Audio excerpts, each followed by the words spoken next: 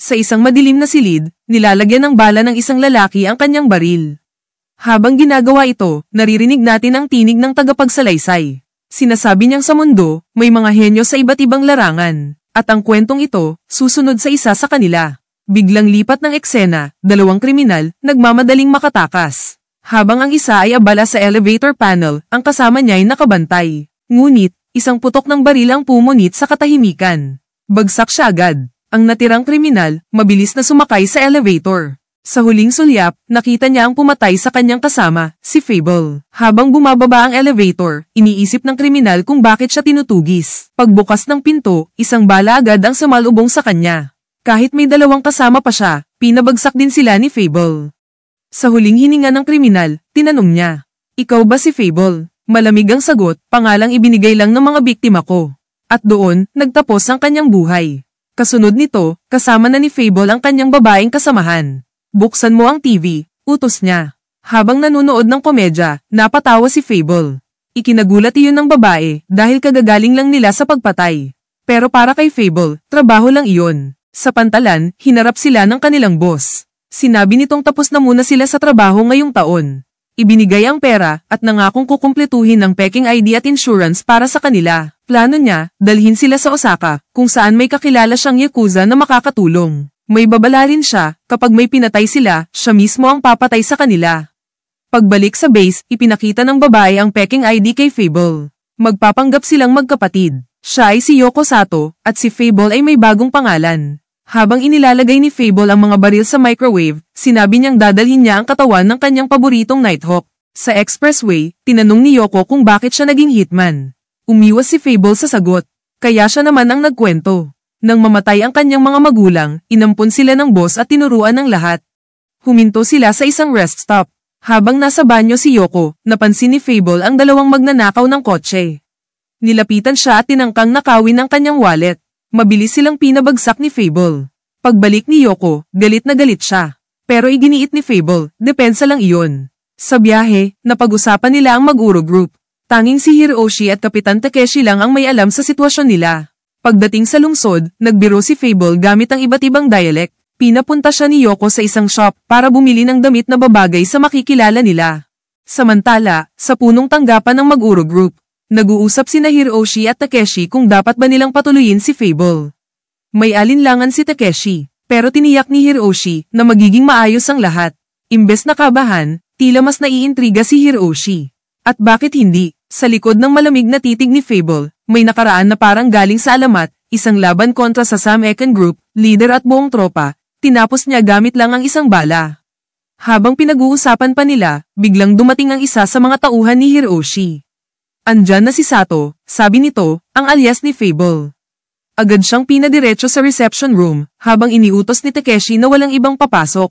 Pagharap nila sa isa't isa, hindi nagpaligoy-ligoy si Takeshi. Tanong niya kay Fable, "Kung uutusan kitang patayin kami ni Hiroshi, paano mo gagawin?"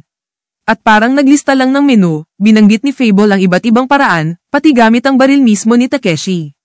Kaya't nahuli sa akto si Takeshi, inilabas ang kanyang armas.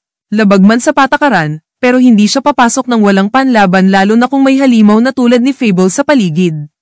Pero kalmado lang si Fable, at sinabing baka baril ni Hiroshi na lang ang gamitin niya. Tumawa lang at ipinakita rin ang kanya. Hindi na ipinaliwanag ni Fable kung paano niya nalaman na armado sila pareho. Sa huli, sinabi ni Hiroshi na isang taon silang welcome ni Yoko sa tirahan na ibibigay sa kanila. Pero malinaw ang babala, tanging sila ni Takeshi lang ang nakakaalam ng tunay na pagkatao ng dalawa, at may mga patakarang dapat sundin. Dinala ni Takeshi sina Fable at Yoko sa kanilang bagong lugar. Sa garahe, iniabot niya kay Fable ang isang revolver, gusto niyang makita ang galing nito. Pero imbes na target, ibang direksyon ang tinamaan, sabog ang debris sa paboritong sasakyan ni Takeshi. Si Yoko, nagpresenta pang siya na ang maglilinis, para lang maibsan ang inis. Pag-alis nila, kinausap ni Takeshi ang kanyang tauhan. Pinuri ang kakaibang galing ni na Fable at Yoko, pero may halong pag-aalinlangan. Samantala, abala si Fable sa pag-inspeksyon ng kanyang bagong bahay, at isa-isa niyang tinanggal ang mga nakatago na kamera. Kinabukasan, nalaman ni Takeshi mula sa kanyang tao, patay lahat ng kamera sa bahay ni Fable. Pero sa kay Yoko, maayos pa. Dito naglabas ng totoong plano si Takeshi, gusto niyang mawala ang dalawa sa lungsod. Kahit si Hiroshi mukhang payag sa presensya nila, siya ay hindi. Kinagabihan, nagtungo sina Fable at Yoko sa isang bar. Relax sana, pero halata ang pagkailang ni Fable. Maghanap ka kaya ng bagong libangan habang bakasyon, biro ni Yoko.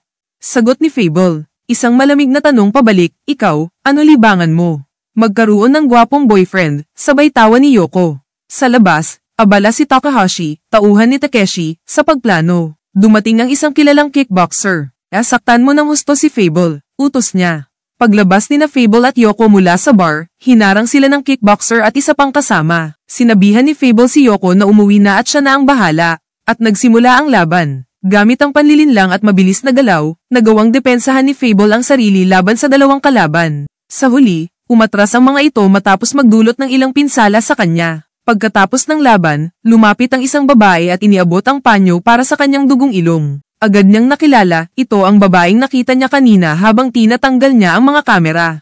Samantala, pinag-uusapan ni Takahashi at ng kickboxer ang bayad at kung paano ang naging laban kay Fable. Si Fable naman, kumuha ng inumin sa vending machine, tumingin sa paligid, at may ngiting pabulong, masaya pala dito sa Osaka. Tahimik pero puno ng tensyon ang paligid. Sa isang sulok ng lungsod, abala si Takeshi sa pakikipag-usap sa telepono. Sa kabilang linya, si Takahashi, mayabang na ibinabalita kung paano nila sinubukan guluhin si Fable kagabi, ngunit malinaw niyang sinasabi na hindi nila sinaktan si Yoko. Habang nag-uusap sila, may isang ang dumating, si Matsu, isang kilalang mangangalakal ng armas sa black market. Ibinigay niya kay Takeshi ang ilang bala para sa isang baril, sabay biruan tungkol sa balanseng mundo ng kanilang ilegal na negosyo. Maya-maya, nagpaputok si Takeshi sa langit, eksaktong dahilan para kabahan ng kasama niyang driver. Pero para sa kanya, normal lang iyon. Habang tumatakbo ang kotse, nagbilin siya sa kanyang tauhan na laging magmasid sa mga kamera, kalaban, at kung ano pang maaaring banta. Samantala, sa kanilang apartment, nakaupo si Fable, abala sa panonood ng paborito niyang komedyante na si Jackal. Biglang sunod-sunod ang dating ng mensahe mula sa kanyang boss, pero wala siyang maintindihan. Dahil dito, lumapit siya kay Yoko para magpatulong magbasa. Ayon kay Yoko, gusto raw ng boss na mag-alaga sila ng hayop. Hindi kumbinsido si Fable, pero sa ngiti ni Yoko, malinaw na wala siyang lusot. Nagpunta sila sa isang lugar na tinatawag na Loshin, Lonen. Gusto raw ni Yoko bumili ng kurtina para sa bahay niya. Habang si Yoko ay namimili, si Fable naman ay abala sa pang-aasar sa carton na standi ni Jackal. Pagkatapos, pareho silang nagtungo sa pet shop. Walang nahanap si Yoko na kurtinang gusto niya, kaya napatingin na lang sila sa mga hayop na binibenta. Napako ang tingin ni Fable sa isang itim ulo na loro. May kakaiba siyang koneksyon dito, marahil dahil sa disenyong nakita niya noon sa isa sa kanyang paboritong baril. Sa gitna ng pagmamasid niya, napansin niya ang isang pamilyar na mukha, isa sa mga nakalaban niya kagabi. Tahimik niyang iniwan si Yoko at sinundan ito. Sa labas, nagbigay ng utos si Takahashi sa mga kasama niya na sundan lang si Fable. Isa sa kanila, ang kickboxer, ay inutusan na harapin si Fable muli. Ngunit mabilis naglaho si Fable sa paningin nila. Ilang sandali lang, nakita nilang muli si Fable at agad nilang tinangkang habulin. Ang naging sagot ni Fable, hindi suntok o bala, kundi isang nakakatawang habulan na puno ng sigaw at biglang liko. Alam ni Fable, mauubos din ang tiyaga ng mga ito. Sa huli, tumalon siya mula sa tulay at ligtas na nakalapag, iniwan ang humahabol sa kanya. Bumalik siya kay Yoko na abala pa rin sa pet shop. Pinili ni Yoko ang isang hamster, habang si Fable naman ay hindi nagdalawang isip sa loroong nagkakahalaga ng 190,000 yen. Para sa kanya, konektado na sila. Pagbalik sa garahe ng bahay ni Fable, nagkwento si Yoko tungkol sa pangangalaga sa loro, pagkain, laruan, ilang taon nito mabubuhay at iba pa. Bago siya umalis, pinaalalahanan niya si Fable na mag-isip ng pangalan. Nang mag-isa na si Fable, pinangalanan niya itong Captain. Samantala, sa loob ng isang kotse, nag-uusap si Takeshi at Takahashi. Lumalabas na may interes si Takahashi kay Yoko. May alok si Takeshi, alokin niya itong lumabas at babayaran siya kapalit ng impormasyon mula kay Yoko tungkol kay Fable. Kinagabihan, dumating si Takeshi sa garahe ni Fable. Naiinis dahil nakahubad ito habang nag-eehersisyo. Inanyayahan niya si Fable na magkita sila ng alas 9 ng gabi. Walang pagtutol si Fable. Habang si Yoko naman ay inanyayahan ni Takahashi para gumala, binanggit nito na may lakad daw si Fable kasama si Takeshi. Nagpaalam si Yoko kay Fable sa telepono, at nagbiro pa na huwag munang pumatay ng tao. Tumawa lang si Fable at sinabing gusto niyang manatili sa tahimik na buhay na meron siya ngayon. Nang sumapit ang gabi, magkasama na sina Fable at Takeshi sa kotse. Dinala siya nito sa isang lugar at inabot ni Takeshi sa kanya ang isang maskara at tinuro ang isang lalaking malaki ang katawan. Ayon kay Takeshi, Ito ang dapat niyang labanan, isang pabor para makapagpatuloy silang manirahan sa lungsod. Sa kabilang banda, si Yoko at Takahashi ay nagiinuman at kumakain sa isang tahimik na kainan. Ngunit bumabalik ang atensyon sa isang malawak na espasyo kung saan magtatagpo ang mga kamao. Ang kalaban ni Fable, desperado, may kasunduan, kung matatalo niya si Fable, mabubura ang utang niya sa Yakuza. Isinuot ni Fable ang maskara. Tahimik, malamig ang tingin. Biglang umatake siya sa direksyon ng kanyang target, mabilis, walang paligoy-ligoy, isang mabilis na suntok lang, bagsak agad ang kalaban sa loob ng 6 na segundo. Habang wala nang malay ang target, sinabihan ni Fable ang kasama nito na bahala na siyang gawin kung anong gusto niya rito. Biglang dumating si Takeshi, bumaba sa sasakyan at agad na tinutukan si Fable ng baril. Inutusan niya si Fable na patayin ang target. Pero sa halip na sumunod, binuwal ni Fable pati yung kasama at mabilis pang nakakuha ng isa pang baril mula rito. Ngayon, nakatutok na ang baril ni Fable kay Takeshi. Sa tensyong iyon, hinarap ni Takeshi si Fable, itinutok ang baril sa mismong mukha niya, at tinanong kung katulad ba siya ng ibang hitman na kilala niya. Tahimik pero matatag ang sagot ni Fable, hindi ako tulad nila. Gusto ko lang mamuhay ng payapa dito.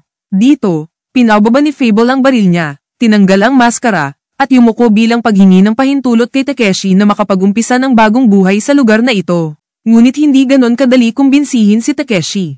Nagbigay siya ng sariling pananaw tungkol sa kahulugan ng buhay, at ipinakita na ayaw niyang may katulad ni Fable na naninirahan dito. Pero nagbago ang tono ng usapan nang mabanggit ni Fable ang kanyang alagang loro na si Captain, isang munting bagay na nagpapakita ng pagiging tao sa likod ng pagiging isang hitman. Sa huli, si Takeshi mismo ang pumatay sa tao na dapat target ni Fable. Ipinaliwanag niya na siya ang gumawa nun. At mula ngayon, si Fable ay titira kasama nila sa Taihei sa loob ng 1 taon. Malugod na tinanggap ni Takeshi si Fable, pero may babala, lahat ng nangyari rito, sekretong mananatili sa kanila lamang. Matapos ang pangyayari, nagpa siya sina Takeshi at Fable na kumain sa isang eatery. Habang kumakain, tinanong ni Fable kung bakit agad siyang sinubukan ni Takeshi, imbes na obserbahan muna siya ng mas matagal. Ang sagot ni Takeshi, gusto niyang tanggalin agad ang alinlangan, at nais niya ring gumugol ng oras kasama ang isang kaibigang malapit ng makalaya mula sa kulungan. Samantala, lumipat ang eksena kina Yoko at Takahashi na nagde-date sa isang bar. Nagpabili ng alak si Yoko at agad namang pumayag si Takahashi. Hindi nagtagal, pareho silang nalasing at nauwi sa mga nakakatawang eksena. Sa sobrang tama, napadiretso si Takahashi sa banyo at nagsuka, habang si Yoko naman ay natatawang sinusubukang sakyan ng pagiging kawawa niya. Balik kina Fable at Takeshi, nagpatuloy ang pag-uusap nila. Sinabi ni Takeshi na hindi pa rin siya lubos na nagtitiwala kay Fable, pero wala siyang tutol kung maninirahan ito at si Yoko sa Taihei. Sagot ni Fable, seryosong nais lang talaga niyang mamuhay ng tahimik, at binanggit pa na si Yoko ay nagudyok na subukan niyang maghanap ng hobby o trabaho.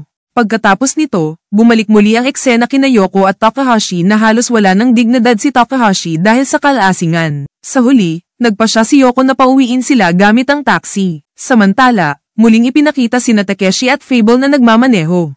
Nakita nila si Misaki, ang babaeng minsan nang nag-abot ng panyo kay Fable. Ibinunyag ni Takeshi na nagtatrabaho si Misaki ng 5 trabaho para mabayaran ang utang ng pamilya at makapagbukas ng sariling tindahan balang araw. Pero binalaan niya si Fable na huwag makialam sa buhay ng dalaga. Gayunpaman, inamin din ni Takeshi na kapag dumating ang araw na makapagbukas ng tindahan si Misaki, nais niyang bigyan ito ng bulaklak.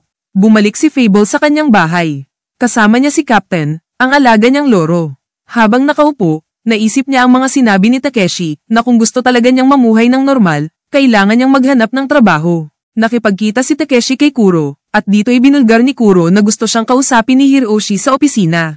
Alam na ni Hiroshi ang ginawa ni Takeshi kay Fable. Sa halip na magalit, tumawa si Hiroshi matapos humingi ng tawad ni Takeshi. Ipinaliwanag niya na kung tinamaan ni Takeshi si Fable, tiyak na gagantiya ang organisasyon ni Fable, hindi lang kay Takeshi kundi pati na rin sa kanila ni Kuro. Kaya't binalaan niya si Takeshi na maging maingat lalo na sa mga susunod nilang hakbang kasama ang kaibigang si Kojima. Samantala, matapos ang isang gabi, nagpaalam si Takahashi kay Yoko at lumisan. Pagkatapos nito, agad siyang nakipagkita kay Takeshi. Humingi siya ng tawad dahil nalasing siya noong date nila at nangakong kukunin niya ang lahat ng impormasyon tungkol kay Fable sa susunod. Ngunit may pagbabago ng plano, sinabi ni Takeshi na hindi na nila imo-monitor si Yoko o si Fable. Sa halip, tutulungan ni Takahashi si Kuro sa mga trabaho nito. Nagkaroon din ng masinsinang pag-uusap sina Kuro at Takeshi, kung saan tinanggap ni Takeshi ang paghingi ng tawad ni Kuro dahil isinumbong nito ang lahat kay Hiroshi. Kalaunan, sina Kuro at Takahashi ay nagtungo sa tulay kung saan tumalon si Fable. Alam ni Kuro kung sino talaga si Fable, pero pinili niyang hindi sabihin kay Takahashi. Nagbiro pa si Takahashi na baka gymnast si Fable dahil sa galing nito. Sa sobrang paghanga, tumalon din si Kuro mula sa tulay, isang mapanganib na galaw na nagdala sa kanya sa ospital. Habang nangyayari ito, si Fable naman ay abala sa bago niyang misyon, ang paghahanap ng normal na trabaho. Pinakita pa siya habang naghahanda ng biodata. Nagpunta siya sa ilang interview pero hindi naging maganda ang kinalabasan. Hanggang sa aksidenteng makasalubong niya si Misaki. Napansin ni Misaki na may hawak itong biodata, at nang malaman niyang naghahanap ng trabaho si Fable, inalok niya itong dalhin sa pinagtatrabahuhan niya. Dito, ipinakilala ni Misaki si Fable sa kanyang boss. Pinag-usapan nila ang trabaho, sweldo, at posibilidad ng dagdag kita kung may iba pang kaya siyang gawin bukod sa delivery. Tahimik lang si Fable pero tinanggap ang alok. Isa itong malaking hakbang para sa kanya, mula sa pagiging hitman tungo sa pagiging delivery boy. Samantala, nagbabalak sina Kuro at Takahashi para sa kanilang COD scam. Ibinahagi ni Kuro na gusto niyang maging mayaman at iniidolo pa rin niya ang mga profesional na hitman. Ngunit si Takahashi, naniniwalang wala talagang pro hitman sa Japan. Maya-maya, tumawag si Fable kay Takeshi at ibinalita ang bago niyang trabaho. Ngunit imbes na matuwa, nagalit si Takeshi. Hindi niya nagustuhan na nakikipag-ugnayan si Fable kay Misaki at inutusan niya itong mag-resign. Ngunit mariing tumanggi si Fable at ibinaba ang tawag. Pagbalik niya kay Yoko, ibinahagi niya ang tungkol sa kanyang bagong trabaho. Nagulat si Yoko kung bakit pumayag si Fable sa isang trabahong maliit ang kita. Ipinakilala rin dito ang kanyang hamster na pinangalanan niyang, Hey. Nagbiro pa siya kung posibleng mahulog ang loob ni Fable kay Misaki. Diretsong sagot ni Fable, hindi niya sigurado, pero handa siyang subukan. Kinabukasan, maagang dumating si Fable sa kanyang bagong trabaho, habang tumatakbo ang kotse, nagbilin siya sa kanyang tauhan na laging magmasid sa mga kamera, kalaban, at kung ano pang maaaring banta. Payag si Kojima na sabik na siyang kumawala. Ipinakita ng bagong boss ni Fable ang mga gagamitin nila para sa deliveries. Kampante ang boss na mabilis lang matatapos ang biyahe, pero si Fable, tahimik na medyo bitin ang reaksyon. Parang gusto niya ng mas challenge. Samantala, sa kabilang banda, kumakain sina Takeshi at Kojima sa isang restaurant. Habang kumakain, nagkukwento si Takeshi tungkol kay Hiroshi na siya raw ngayon ang nagpapatakbo ng organisasyon. Pero halata, hindi boto si Kojima sa estilo ni Hiroshi. Pagkatapos kumain, sumakay sila ng kotse ni Takeshi, at dito, bigla nilang nakasalubong si Fable. Walang salita, tinginan lang, pero sapat na para maramdaman ang tensyon. Sabi ni Takeshi, kasamahan natin yan. Pagbalik ni Fable sa opisina, iniulat niya agad na tapos na ang delivery. Nabigla ang boss, parang hindi makapaniwala na ganon kabilis.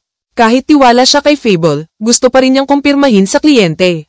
Pero maya-maya lang, dumating ang balita na maayos ang delivery, at higit pa rito, nakapagkape pa raw ang kliyente kasama si Fable. Dahil dito, naisip ng boss na bigyan siya ng welcome party. Lumipat ang kwento kay Kojima. Binayaran siya ni Hiroshi para sa trabaho niya at tinanong kung anong plano niya ngayong muling bumabalik siya sa mundo ng Yakuza. Pero si Kojima, diretsahan, ayaw niyang tularan ng iba ang mali at magulong buhay niya. Mas gusto niya na ang mga bagong henerasyon ay maghanap ng ibang landas. Nag-alok pa si Takeshi na tutulungan siyang makahanap ng matitirhan, pero nagsinungaling tungkol sa isang bahay na gusto sanang gamitin ni Kojima dahil doon nakatira sina Fable. Nadagdagan pa ng tensyon nang humiling si Kojima ng baril, pero tumanggi si Takeshi. Gusto niyang manatiling tahimik at payapa ang syudad, walang gulo. Sa welcome party, kasama ni Fable si Misaki at ang iba pa sa isang restaurant. Habang kumakain, may mga usapan tungkol sa kita, sa trabaho, at maging sa kakaibang diet ni Fable. Pinagkwentuhan nila kung paano sanay si Fable kumain ng mga kakaibang bagay dahil sa hirap ng buhay noong bata pa siya. Habang nagiging emosyonal si Misaki, biglang napansin ni Fable ang isang bagay, isang camera na tinatago sa pagitan ng hita ng isa nilang kasama. At masama pa, nakatutok ito sa palda ni Misaki.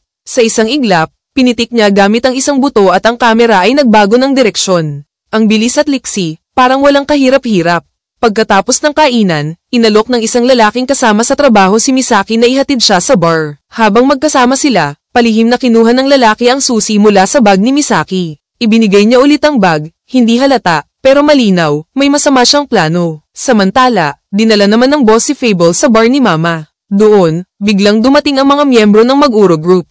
Isa sa kanila si Kuro, na agad nagpakumbaba nang makita si Fable. Sa sobrang kaba, sinuntok pa niya ang kasama niya at todo puri sa bar owner para lang hindi magalit si Fable. Sinubukan pa niyang magpapansin sa pamamagitan ng pagkain ng balat ng edamame, gaya ng ginawa ni Fable sa party. Pero halata, desperado siya. Habang abala ang lahat, sa kabilang eksena, pumasok na ang kasama sa trabaho sa bahay ni Misaki gamit ang ninakaw na susi. Doon, lumantad ang tunay niyang balak, hinalungkat ang mga gamit ni Misaki, lalo na ang mga underwear. Lalong tumindi ang pagiging baliw nang madiskubre niyang model pala si Misaki at nagsimulang kumuha ng litrato sa mga lumang larawan nito. Pagbalik kay Fable, matapos ang inuman sa bar, naglakad siya pauwi at nakipag-usap kay Captain tungkol sa nangyari. May flashback pa na ipinakita kung gaano kabigat ang nakaraan niya noong bata siya sa gubat, isang karanasang humubog sa kanya. Samantala, si Misaki naman, pauwi na pero nadiskubreng wala ang kanyang susi. Tumawag siya kay Fable at humingi ng tulong. Sinubukan ni Fable na buksan ng pinto pero kunwari hindi niya mabuksan, kahit alam niyang madali lang iyon para sa kanya. Sabi niya kay Misaki na tumawag na lang ng locksmith, pero inalok din niyang pansamantala siyang tumuloy sa bahay niya. Nahihiya si Misaki, kaya naisip niyang baka kay Yoko na lang muna siya tumuloy. Nang dalhin ni Fable si Misaki kay Yoko. Pagbukas ng pinto, unang banat agad ni Fable, amoy alak ka. Isang eksenang seryoso pero may halong biro. Si Yoko, nakikipagbiruan pa at tila tinutokso si Misaki hanggang sa nakatulog siya. Tahimik na nagpasalamat si Misaki kay Fable dahil pinatuloy siya sa kanilang tirahan. Dito natin makikita na unti-unti siyang nagiging komportable. Samantala, pumunta si Takahashi sa tirahan ni Kojima at Takeshi. Sa unang tingin, mukhang magalang siya, pero halata agad ang inis ni Kojima. Hindi siya boto kay Takahashi. Kahit pinaupo at binigyan ng beer, halatang minamaliit niya ito, parang sinusubok kung may silbi ba talaga siya. Habang umiinom, inutusan pa niya si Takahashi na ikalat ang reputasyon niya sa Maguro Group para makilala ang pangalan ni Kojima. Habang nag-uusap sila, napansin nilang matagal na si Takeshi sa banyo. Nang sinilip nila, bumungad ang nakahandusay na katawan ni Takeshi, nawalan ng malay sa tabi ng inidoro. Dinala agad nila sa ospital, at dito lumabas na posibleng inatake sa puso ang kaibigan nila. Sa ospital, pinagbuntunan ni Kojima ng galit si Takahashi, habang inaalam kung bakit ganoon ang nangyari. Nabanggit ni Takahashi na matagal ng stress si Takeshi, lalo na dahil sa koneksyon nila Hiroshi, Yoko, at syempre si Fable. Agad itong nagsilbing mitya ng plano ni Kojima. Kinabukasan, kinausap ni Kojima si Hiroshi tungkol sa kondisyon ni Takeshi. Nangako si Hiroshi na dadalawin ito pag may oras, at pumayag din na hiramin muna ni Kojima si Takahashi. Pagkatapos, dinala ni Kojima si Takahashi sa bahay ni Fable. Pinabantay niya sa labas si Takahashi habang siya naman ay pumasok. Diretso agad ang tanong ni Kojima kung ano ang relasyon ni Fable kay Hiroshi at kung sino ba talaga siya. Pero imbes na sagutin ng seryoso, puro pilyong sagot ang binigay ni Fable. Maraming tanong, maraming pang-uusig, at sa huli, hiningi niya kay Fable ang suhol, 100,000 yen kada buwan, para makatira ng tahimik sa lugar na iyon. Pumayag si Fable para matapos na ang usapan. Pagbalik sa trabaho, nakita ni Misaki ang nawawala niyang susi at nagpasalamat kay Fable. Humingi rin ng tawad ang kanilang boss dahil naging masungit ito sa Yakuza noong nasa bar sila ni Mama. Habang abala si Fable at Misaki sa trabaho, gumagawa naman ng mas malalim na hakbang si Kojima. Nakipagkita siya kay Takuda, at doon inamin ang tunay na pakay, gusto niyang bumili ng baril. Kahit nagkukunwaring hindi na nagbebenta si Takuda, sa presyong inalok ni Kojima, napao-rin ito. Sa wakas, hawak na niya ang revolver na magagamit sa mga susunod niyang kalokohan. Kasama pa rin si Takahashi, nagpatuloy si Kojima sa kanyang mga plano. Isang araw, nagdala siya ng dating senior sa harap ni Takahashi. Nakagapos, pinapakita ang tunay na kalupitan ni Kojima. Ayon sa kanya, niloko raw siya noon ng taong ito at ngayon oras na para magbayad. Hiningi niya ang 6 na milyong yen, o buhay ang kapalit. Pero nang tumangging magbigay ng pera ang senior, lumabas ang tunay na ugali ni Kojima. Kahit binanggit pa ang pangalan ni Sanagawa, walang takot si Kojima. Walang pag-aalinlangan, binaril niya ang dating kasama sa harap mismo ni Takahashi. Si Kojima, natutuwa sa ginawa, at si Takahashi, natigilan sa takot at pagkabigla. Samantala, umuwi si Fable at nadatnan si Kuro sa loob ng garahe. May susi raw ito galing kay Takeshi. Buo ang loob ni Kuro na maging disipulo ni Fable, pero mabilis itong tinanggihan ni Fable. Hindi niya gusto ang motibo ni Kuro na maging sikat at kilala sa underworld. Para kay Fable, ang tunay na profesional ay hindi naghahabol ng pangalan, kundi gumagalaw na walang bakas. Habang nagtuturo ng sarili niyang aral si Fable, ginagawa naman ni Kojima ang kabaligtaran, nalulunod sa kalupitan at kapangyarihan. Matapos patayin ang kanyang senior, inutusan niya si Takahashi ng isang nakakakilabot na bagay, putulin mo ang kamay niya. Samantala, makikita natin ang kasama ni Misaki na tila sobrang tuwang-tuwa habang kinakalikal ang mga swimsuit photos niya sa bahay. Dito niya nalaman na tumigil na si Misaki sa dati niyang trabaho sa adult industry, dahil kumalat online ang halos lahat ng litrato niya. Pero imbes na maawa, plano pa ng lalaking ito na paglaruan ang mga video niya. Lalo pang masama, iniisip niyang gamitin ang mga larawan para i-blackmail si Misaki, kapalit ng sariling kaligayahan niya.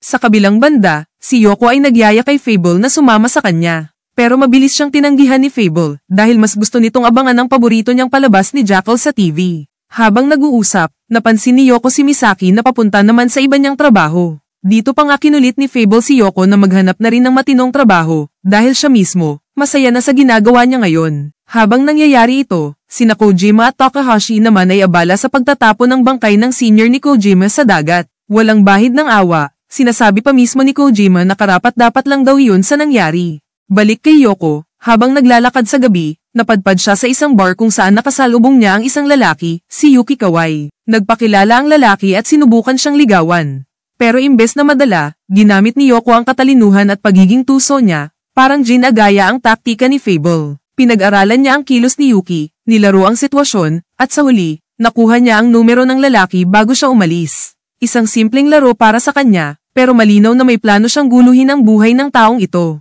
Habang nanonood pa rin ng Jackal si Fable, nag-ensayo naman siya sa garahe kinabukasan. Dumating si Yoko at ibinalita na may tindahan ng kutsilyo sa Taihei. Siyempre, interesado agad si Fable, lalo pat gusto niyang mamasyal sa bundok sa susunod na bakasyon. Kasabay nito, ipinaalam din ni Yoko na si Takeshi ay nasa ospital. Dito, nakita natin sina Kojima at Takeshi na nag-uusap.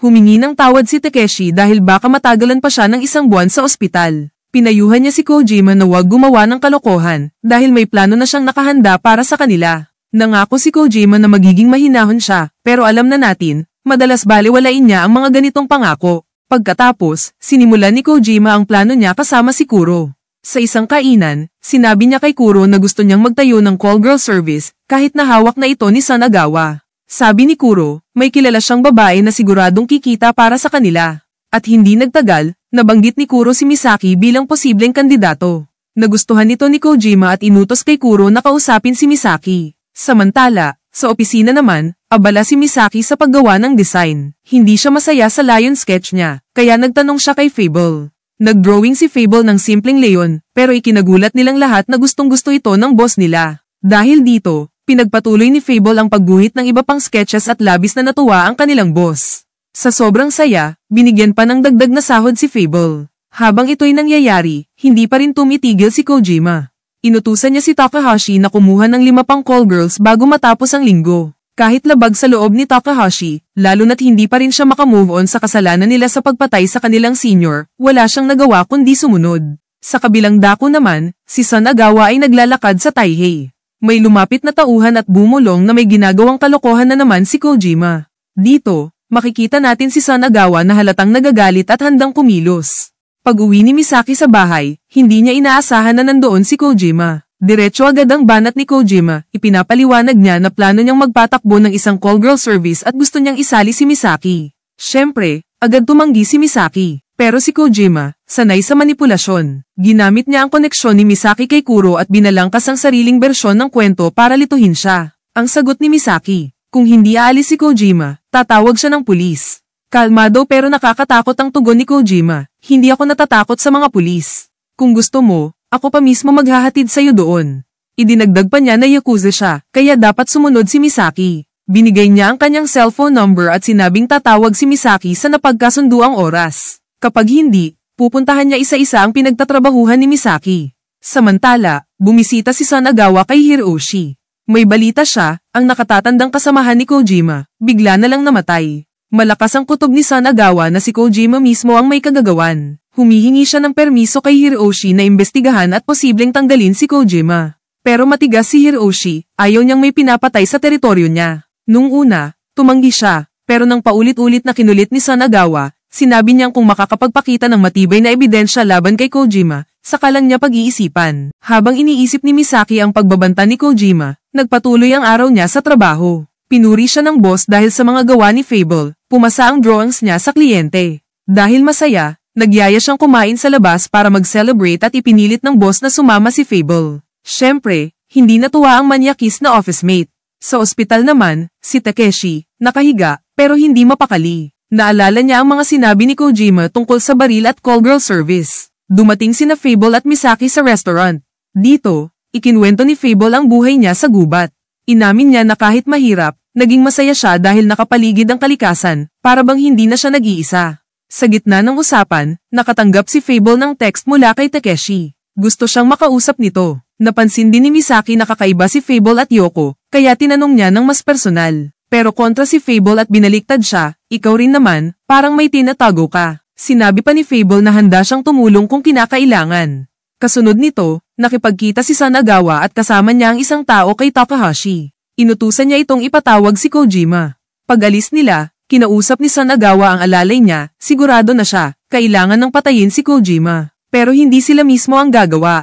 May kilala daw si Sanagawa na isang professional hitman na kayang tapusin ang trabaho. Nagkita sina Fable at Takeshi sa ospital. Ipinakiusap ni Takeshi na bantayan si Kojima dahil malakas ang kutob niya na mayroong masamang binabalak ito. Ayaw ni Fable sa gulo, pero napilit siya ni Takeshi na silipin ang warehouse. Pagdating doon, nakahanap si Fable ng ebidensya, posibleng konektado kay Kojima. Tumawag siya kay Takeshi at sinabi na nag-uumpisa ng mag-organisa si Kojima ng call girl service at baka may hawak na rin siyang baril. Pero pagkatapos sabihin ng impormasyon, nagpaalam agad si Fable, gusto ko lang mamuhay ng tahimik. Samantala, tinawagan ni Misaki si Kojima tungkol sa manager nilang binugbog. Alam niyang may kinalaman si Kojima, pero pinagtakpan nito at sinabing gawa lang yun ng ibang gang. Nagbanta pa siya, bakit hindi mo nalang isipin ang sarili mo? Baka ikaw ang sumunod. Kasunod nito, inutusan ni Kojima si Takahashi na bigyan ng pera ang dalawang gangster, patunay na siya nga ang nag-utos ng gulo sa manager ni Misaki. Pagkalipas ng ilang oras, tumakas si Takeshi mula ospital at dumiretso sa bahay ni Fable. Nakiusap siyang samahan siya sa mga misyon dahil natatakot siyang magsagupaan sina Kojima at Sanagawa. Kung sasabihin niya kay Hiroshi, tiyak na papatayin ni Hiroshi si Kojima, kaya kinausap niya si Fable. Pero tulad ng dati, tumanggi si Fable. Kaya inalok siya ni Takeshi, sayo na lang ang kotse ko, basta tulungan mo ako. Habang lumalalim ang gabi, nakipagkita na si Sanagawa sa isang middleman at sa pro hitman na tinutukoy niya. Nang magharap sina Sanagawa at ang hitman na kinuha niya, diretso ang kanyang utos, dalawang tao ang kailangang mawala. Inabot niya ang litrato ni Kojima at sinabi kung saan sila magkikita. Simple lang ang plano, sa mismong pagkikita nila, babarilin ng hitman si Kojima. Pero may isa pang target si Sanagawa na hindi pa niya binabanggit. Tahimik, misteryoso, at lalong nakakakaba kung sino ang susunod sa listahan niya. Sa kabilang banda, ang manyakis na si Kainuma, abala na naman sa kabaliwan niya. Pinasok niya ang bahay ni Misaki para tanggalin ang nakatago na kamera na siya mismo ang naglagay. Kitang-kita na sobra na ang pagkabaliw niya kay Misaki, hindi na lang simpleng pambabastos, kundi para na siyang stalker na may sariling mundo. Sunod na eksena, bumisita si Misaki kay Yoko para magpasalamat sa pagtanggap sa kanya nung nakaraang gabi. Nagbigay pa siya ng regalo bilang pasasalamat. Habang nag-uusap sila, narinig nila ang tunog ng makina ng isang kotse sa labas. Agad nag-text si Yoko kay Fable, nagyayaya ng inuman kasama siya at si Misaki. Pero si Fable, deadma lang.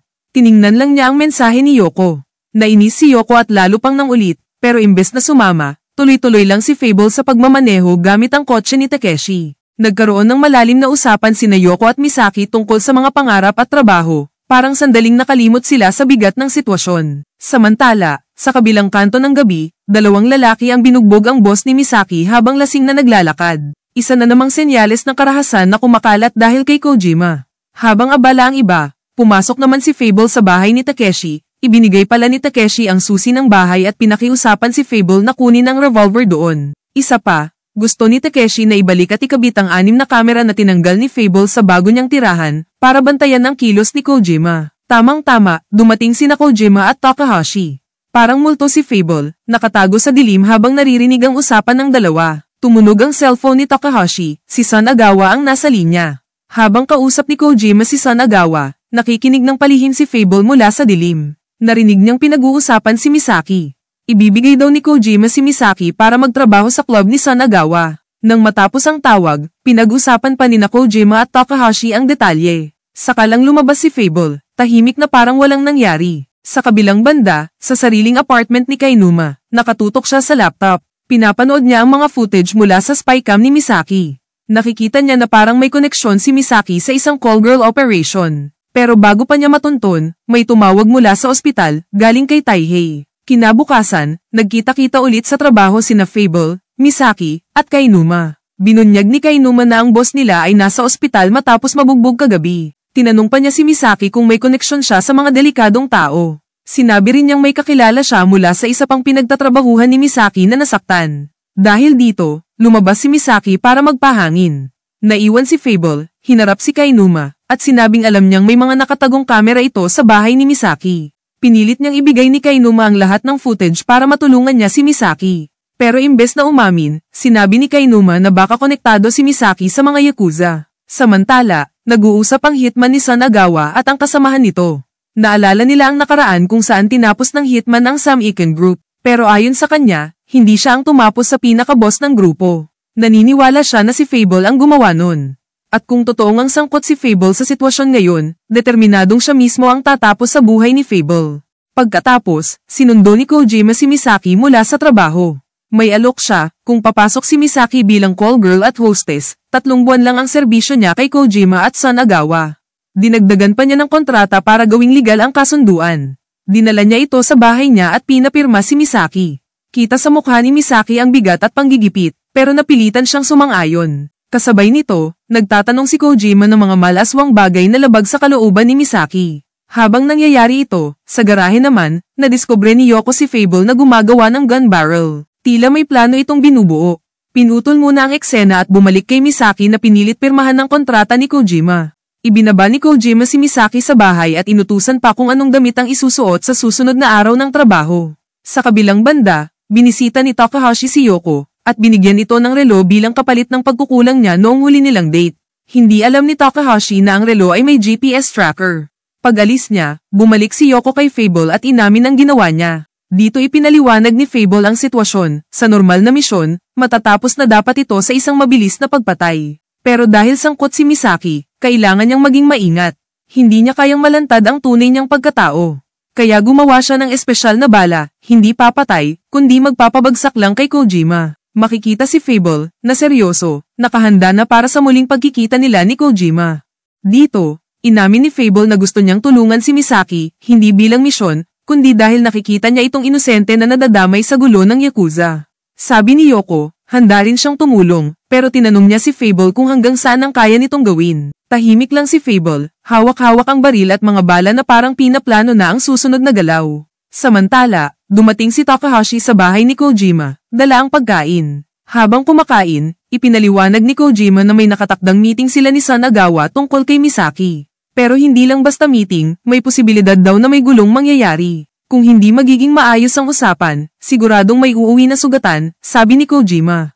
Idinagdag pa niya na mas marami siyang plano para kay Misaki, pati na rin sa negosyo niya. Gusto niyang palakihin pa ang operasyon para maging mas malaki kaysa dati. Binigay pa niya kay Takahashi ang isang modelong baril at iniutos na dalhin ito sa negosasyon. Biglang nagring ang phone ni Fable.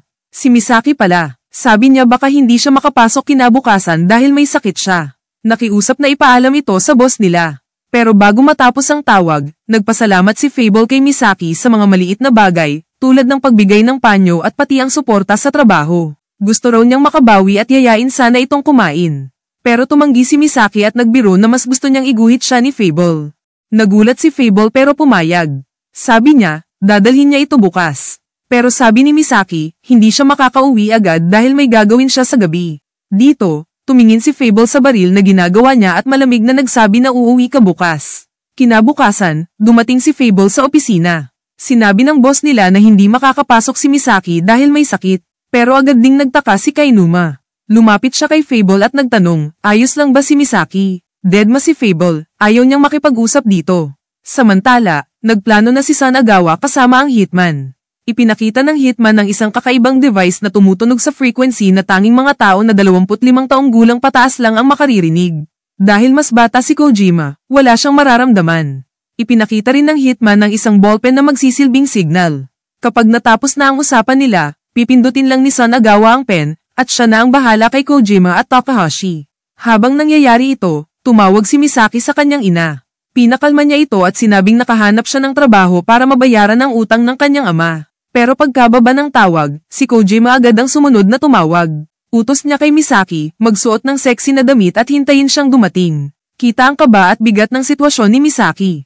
Balik sa garahe, dumating si Yoko dala ang ilang plastic balls na kailangan ni Fable para sa misyon niya. Habang nag-uusap sila, sinilip ni Fable ang tracker sa kanyang phone. Natunton niya si Kojima, Takahashi, at Misaki gamit ang relo na ibinigay ni Yoko kay Takahashi noong nakaraang araw. Sabi ni Fable, kailangan na nilang gumalaw agad.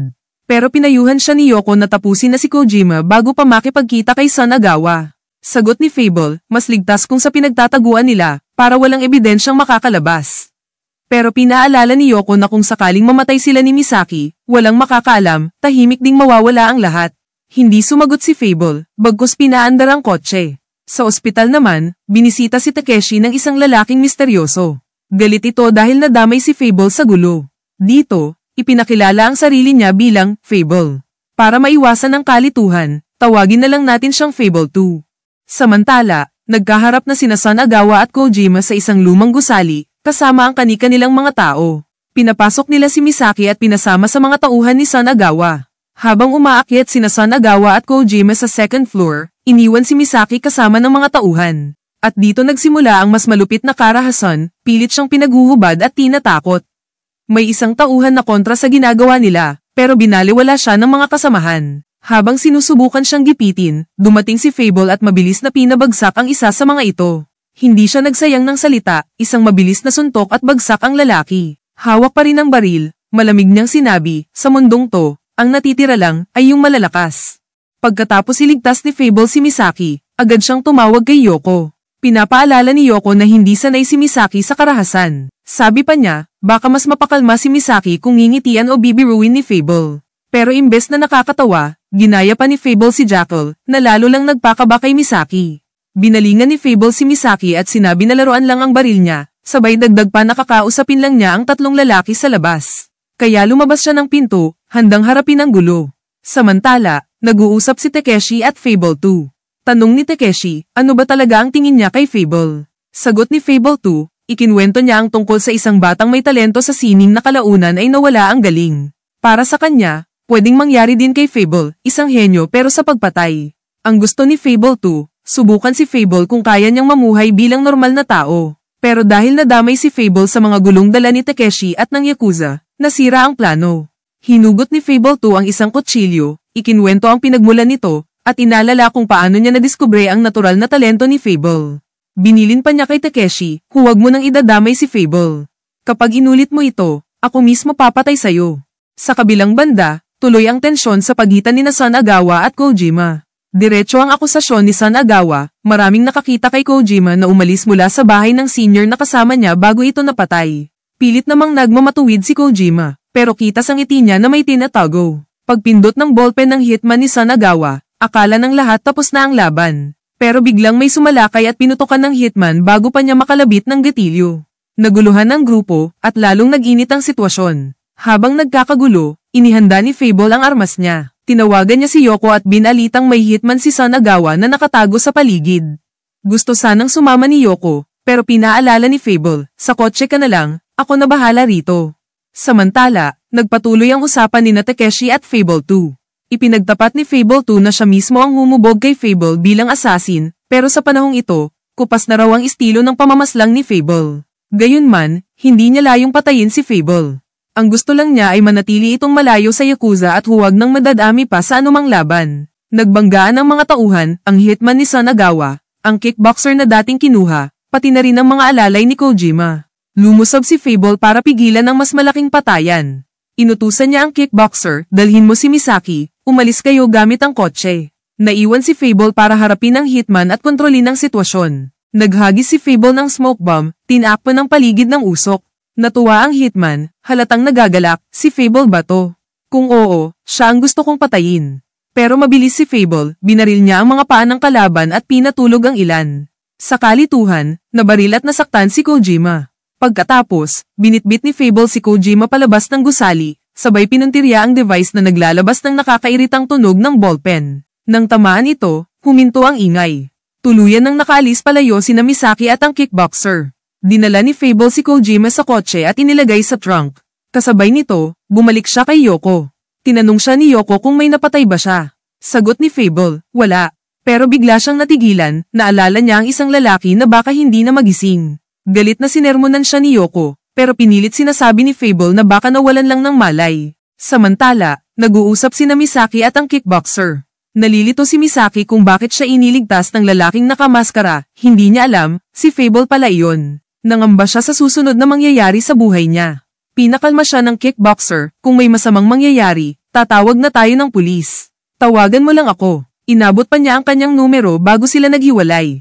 Sa kabilang banda, nag-imbestiga si Sanagawa sa lugar. Pinulot niya ang isang bala, laruan lang pala ang ginamit ni Fable. Habang nagmumuni-muni, iniisip niya kung si Hiroshi o si Takeshi ang nagutos kay Fable na sumausaw sa laban nila. Binalingan niya ang mga tauhan at inutusan silang magsialis. Pagkatapos, sinabi niya sa hitman, may iba na tayong gagawin. Sa kabilang banda, biglang pinatay ni Sanagawa ang lalaking inutusan niyang manggulpi kay Misaki. Nagulat ang alalay niya at agad nagtanong kung bakit kailangang patayin pati kakampi. Kalmado ang paliwanag ng hitman, ayaw ni Sanagawa na may ibang makaalam ng plano niyang ipapatay si Kojima. Dagdag pa ng hitman, sila lang daw ni Sanagawa ang ligtas dahil kailangan pa sila sa operasyon. Samantala, nagising si Kojima, nakatali sa isang upuan. Nasa harap niya sina Takeshi at Fable. Diretsyong inusisa siya ni Takeshi, bakit niya ginagawa ang lahat ng ito? Sagot ni Kojima, matapos ang 15 taon sa kulungan, gusto niyang maranasan muli ang mundo ng Yakuza. Pero agad binunyag ni Takeshi ang totoo, nakulong siya dahil sa pagpatay ng isang respetadong babae. Habang tumatagal ang tanungan, binanatan pa ni Takeshi na baka dahil sa problema ni Kojima sa katawan, mas nagiging marahas ito. Nainis si Kojima sa insulto. Sinabihan ni Takeshi si Fable na umalis muna, gusto niya silang mag-usap ng sarilinan. Kaya pumunta si Fable sa tirahan ni Yoko. Pagbalik sa kanila, sinabi ni Takeshi kay Kojima na si Fable ay isang hitman mula sa Maguro Group. Pinakita niya ang pagkadismaya sa naging buhay ni Kojima at pinilit itong humingi ng tawad kay Sanagawa. Sa huli, umamin si Kojima at nakiusap kay Takeshi. Kunwari ipapalayain siya, pero sa mismong sandali na bibitawan ng zip tie, binunot ni Takeshi ang baril at pinutok sa ulo ni Kojima. Sa garahe, muling nagtagpo sina Takeshi at Fable. Tinanong ni Takeshi kung tama ba ang ginawa niyang pagpatay. Tahimik si Fable, walang reaksyon. Sinabi na lang ni Takeshi na darating ang cleaner, si Matsu, para asikasuhin ang bangkay. Bago sila maghiwalay, ipinakiusap niya kay Fable na magpalipas ng gabi sa bahay ni Yoko. Sagot ni Fable, kahit papaano, patay rin si Kojima kung hindi siya pinatay doon, kaya hindi na siya nag-usisa. Habang abala si Fable, dumating si Misaki sa bahay ni Yoko. Humingi siya ng pahintulot na gumamit ng banyo, kasi nawawala ang bag niya, kasama ang susi ng bahay at iba pang gamit. Habang naliligo si Misaki, dumating si Fable at ipinaalam kay Yoko na hindi muna siya uuwi sa sarili niyang tirahan. Samantala, nakipagkita si Takeshi kay Matsu. Inutusan niya itong asikasuhin ang bangkay ni Kojima. May mga biro at detalye si Matsu tungkol sa gagawin niya, pero pinutol siya ni Takeshi, tahimik lang. Huwag ka nang magsalita tungkol dyan. Nilinaw pa niya, huwag chop-chopin ang katawan at ilibing na lang ito ng maayos. Tinanong din ni Takeshi kung si Matsu ba ang nagbenta ng baril kay Kojima. Itinanggi iyon ni Matsu, at nangako na hindi siya sangkot. Habang nasa loob ng banyo, biglang bumagsak si Misaki. Nagmamadaling kumatok si Yoko at tinawag si Fable para tumulong, pero may paalala, huwag kang sisilip o gagalaw ng hindi tama, dahil nakahubad siya. Sa gitna ng pagkahilo, nanambalik kay Misaki ang alaala ng pang-aabuso ng Yakuza.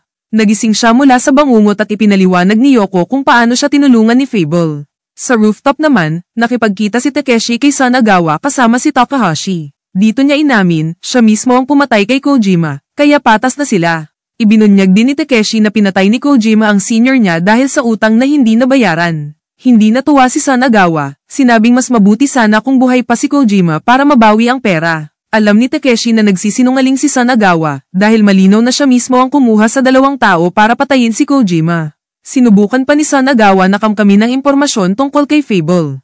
Pero matigas si Takeshi, tapos na ang laban natin. Huwag mong gagalawin si Misaki. Bilang tugon, iniabot ni Sanagawa kay Takahashi ang bag ni Misaki, inutusan siyang ibalik ito. Pagbalik ni Fable sa garahe, napaisip siya tungkol sa sinapit ni Kojima. Samantala, sa bahay, tinitingnan ni Misaki ang mga drawing ni Fable. Napatawa siya nang makita ang nakakatawang sketch ng sarili niyang hubad na bersyon, pero bigla ring natigilan, halatang naghalo ang hiya at tuwa.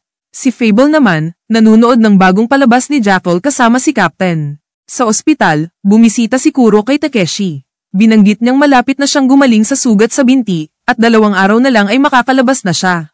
Ibinunyag ni Takeshi na alam na ni Sanagawa ang tungkol kay Fable, pero mahigpit ang bilin, tanging sila ni Kuro at Hiroshi lang ang dapat may alam sa pagkakakilanlan nito. Sa harap ni Kuro, nagsinungaling si Takeshi, sinabi niyang nawawala lang si Kojima. Naitanong pa niya kung bakit idinamay si Misaki sa negosyo ng call girl. Sagot ni Kuro, mukha raw siyang babaeng gipit sa pera. Hindi nagustuhan niyon ni Takeshi, layuan niyo na siya. Nagkita muli sina Kuro, Takahashi, at ang kickboxer. Ibinigay ng huli ang bag ni Misaki. Pero agad sumabat si Kuro, gusto niyang malaman ang lahat tungkol sa lalaking nakamaskara na tumulong kay Misaki, si Fable. Ikinwento ng dalawa ang kanilang nalalaman, at napangiti si Kuro. Para sa kanya, may bago siyang matututuhan. Sa isip niya, tatawagin niyang guro si Fable. Samantala, makikita si Fable sa rooftop ng kanyang tinutuluyan, nag-iihaw ng isda. Tahimik, simple, payapa at napasabi siyang, ganito ang gusto kong buhay. Sa opisina, binati ni Fable ang kanilang boss at si Kainuma. Nang dumating si Misaki, medyo alanganing ngumiti siya kay Fable. Sinabi niyang mas maayos na ang pakiramdam niya. Simple lang ang naging palitan, pero ramdam ni Fable ang pagkailang. Kinuwento pa niya ito kay Yoko. Naisip ni Yoko, baka nahuli na ni Misaki ang sikreto niya, na siya pala ang lalaki sa pabrika na nagligtas sa kanya. Pero si Fable, kampanteng hindi raw iyon ang kaso.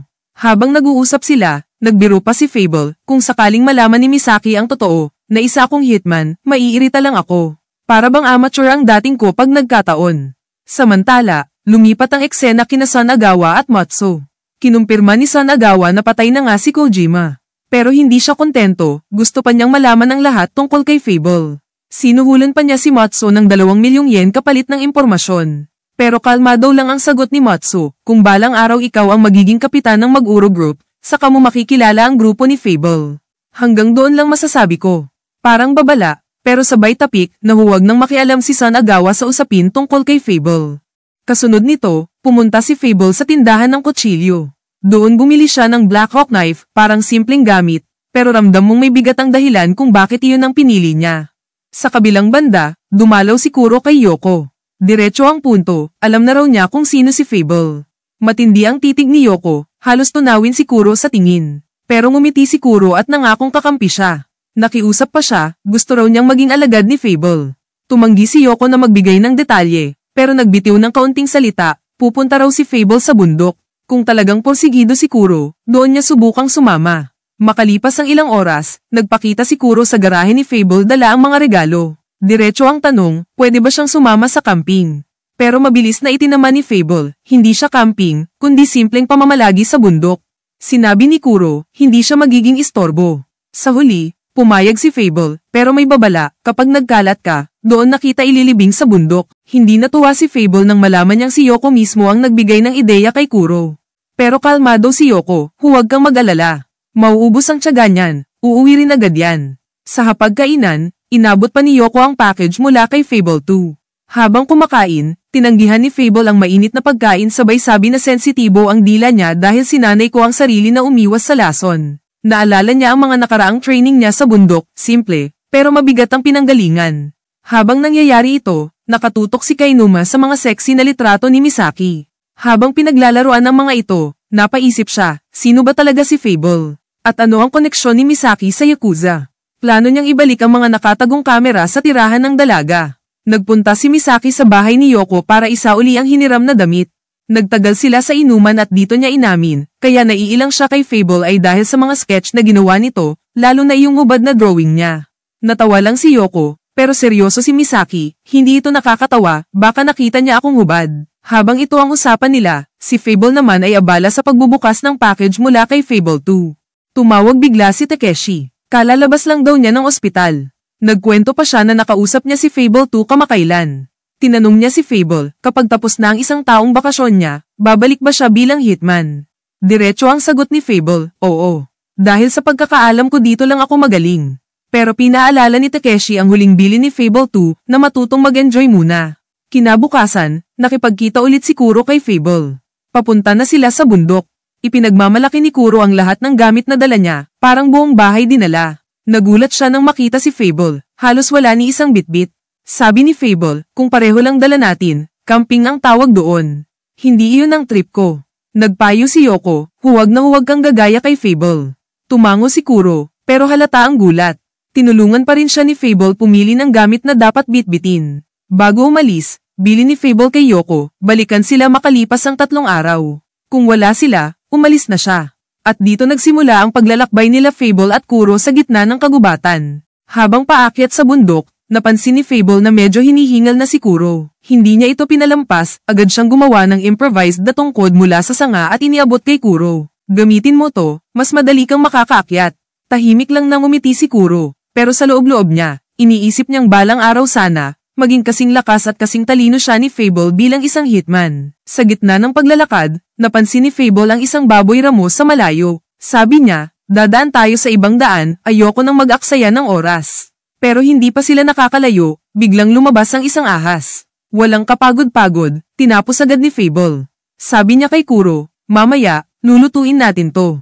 Magiging masarap na ulam ta. Pagdating nila sa destinasyon, bahagyang pinuri ni Fable si Kuro. Magaling, nakaya mo rin. Sabi niya na dito muna sila magpapahinga at gagawin nilang pansamantalang base ang lugar. Iniwan niya si Kuro para mangolekta ng panggatong at iniutos na gumawa ng cooking pit gamit lang ang mga bato at lupa sa paligid. Naiwan si Kuro, sabay bulong sa sarili, kung pwede lang, sana mas masarap kaysa ahas ang makain ko. Pagbalik ni Fable, dala na niya ang mga kahoy. Habang niluluto ang ahas, ibinahagi niya ang mga natutunan niya noon mula kay Fable 2. Ayon sa kanya, minsan, kailangan mong kalimutan ang ginhawa ng syudad para mas tumibay. Nang maluto ang ahas, kinain ito ni Fable na parang wala lang. Pero si Kuro, halos mapangiwi. Pero pinilit siya ni Fable, tikman mo. Matututo ka ring pahalagahan kahit ang pinakasimpleng pagkain. Matapos kumain, tinulungan ni Kuro si Fable mag-set up ng tent gamit ang natural na materyales. Doon, nagtanong si Kuro, ano bang koneksyon ng mga lakad na ganito sa pagiging hitman mo? Sagot ni Fable, hindi siya sigurado. Pero ang malinaw, kung ano ang natututunan mo sa kalikasan, madalas, pwede mong gamitin sa buhay sa syudad. Pero baliktad, ang aral sa syudad, madalas, walang saysay pagdating sa gubat. Bago matulog, binalaan ni Fable si Kuro, baka may mga baboy ramo ulit dito, o kaya mga ligaw na aso. Pero huwag kang mag-alala, matulog ka na. Pero sa kalagitnaan ng gabi, may narinig si Kuro. Agad siyang bumangon, at laking gulat niya, si Fable lang pala, dala-dala ang isang ulupong. Sabi ni Fable, perpekto. Isa na namang hapunan.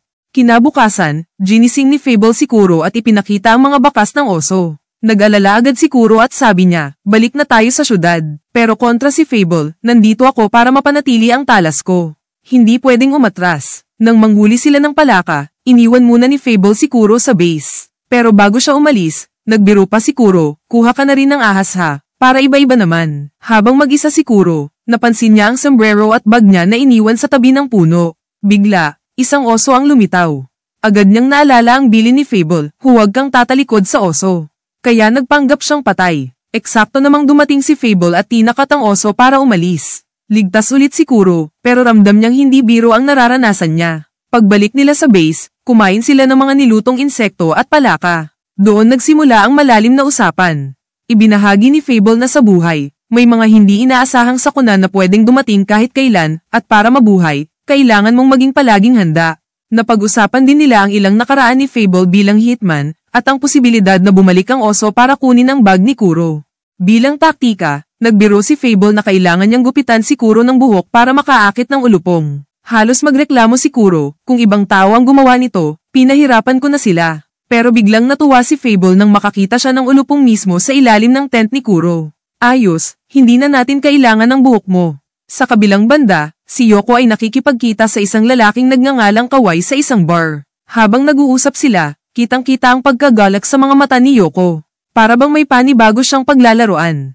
Balik kina Fable, hawak niya ang isang ahas. Pero hindi lang basta hawak, ginamit niya ang special mechanism sa kutsilyo niya para lumabas ang laso ng ulupong. Plano niya itong gawing panangga o armas laban sa oso na maaaring bumalik anumang oras. Habang pinoproseso ni Fable ang nakuha niyang lason, nagkwento siya ng mga kaalaman tungkol sa oso, gaano ito kalakas, paano umatake, at paano sila dapat maghanda. Sabi niya kay Kuro, hindi natin pwedeng hintayin lang. Kailangan may plano tayo kung bumalik siya. Habang nakikinig si Kuro, biglang naiiba ang iniisip niya. Dahil siguro sa ulupong na kinain niya kanina, nagsimula siyang makaramdam ng kakaibang pakiramdam, mga bagay na hindi niya maintindihan at ikinahihiya niya. Sa halip na ikwento kay Fable, pinilit niyang ibaling ang usapan sa oso. Sagot naman ni Fable, kalmado, normal lang na may mga hindi maipaliwanag na pakiramdam. Pero huwag kang mag-alala, gagawa tayo ng paraan para matakot ang oso sa tao. Samantala, nakikita natin si Yoko, abala sa pag-aayos para sa date niya kay Kawai. Eleganteng bihis, pero ramdam mong hindi lang simpleng lakad ang nasa isip niya. Dumating si Kawai sa isang bar, puno ng excitement. Kinausap niya ang bartender at ipinagyabang ang date niya kay Yoko. Pero alam ng bartender, pareho silang may tinatagong plano. Nang umorder ng inumin si Kawai, ramdam ng bartender na gusto nitong ilagay ang lason sa iniinom ni Yoko. Pero imbes na sumunod lang, nilagyan niya ang parehong baso. Nais niyang makita, sino sa dalawa ang mananaig sa laban ng panlilinlang. Nagsisimula ng mag-init, sa bawat shot ng tequila at banat ng salita, parang chess game na ang nagaganap. Ang bartender, nakamasid lang, nakikiramdam kung sino ang mananaig sa kanila. Balik sa bundok, nagpatuloy ang usapan ni Fable at Kuro habang nagmamasid sa paligid. Sabi ni Kuro, baka umalis na ang oso at wala ng panganib. Pero kontra si Fable, hindi ganon kadali. Kapag nagustuhan ng oso ang isang lugar, babalik at babalik yan. Samantala, sa bar, nagpatuloy ang inuman. Hanggang sa biglang bumigay si Kawai, nagsimulang mahilo, sumuka, at hindi makontrol ang sarili. Doon lumabas ang tunay na anyo ni Yoko, kalmado, nakangiti, at tila nag-e-enjoy sa pagbagsak ng kalaban. Ganito pala ang sinasabi mong date. Biro niya habang pinapanood si Kawai na halos matumba sa mesa. Habang nagdedeliryo si Kawai sa alak na sinadya ni Yoko, mas lalong naging malinaw na siya ang nanalo sa laban. Tinawagan ng bartender ang ambulansya para maisalba si Kawai.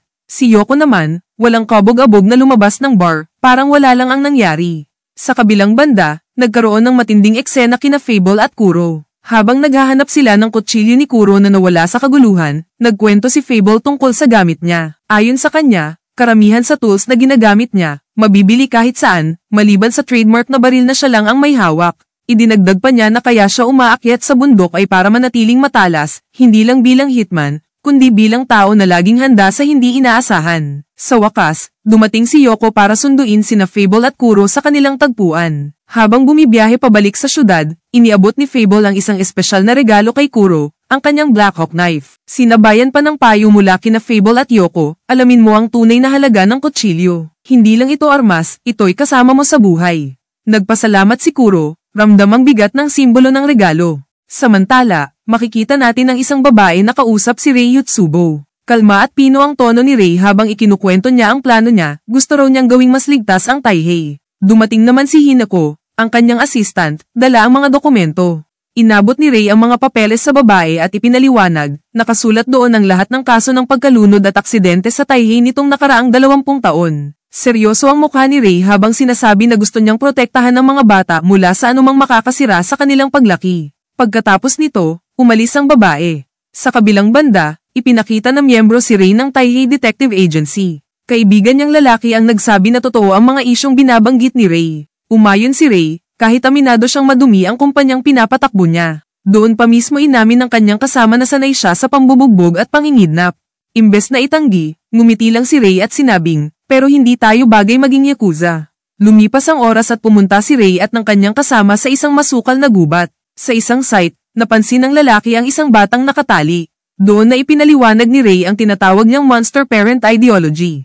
Inamin niyang kinuha niya ang 10 milyong yen mula sa nanay ng bata, at gagawa siya ng kwento para manipulahin ng babae. Habang binabaon ni Suzuki, isa pa sa mga tauhan ni Rei, gamit ang excavator para sa hukay ng bata, tuloy-tuloy lang ang sermon ni Rei, mahilig daw siyang pahirapan ang mga anak ng mga tinatawag niyang monster parents. Plano pa niyang dumami pa ang ganitong bata para ipagpatuloy ang kanyang laro. Pagkatapos, nagtungo sila sa isang park.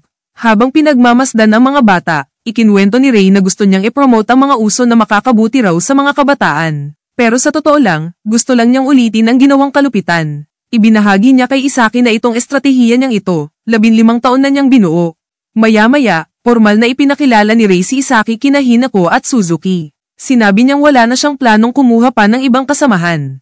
Dinala niya si Isaki sa kwarto kung saan kasama nitong matutulog si Suzuki. Pagkaalis ni Isaki, sinabi ni Rei kay Suzuki, dating miyembro ng Maguro Group si Isaki. Malaking pakinabang siya, pero kapag nagtaksil, papatayin niya ito mismo.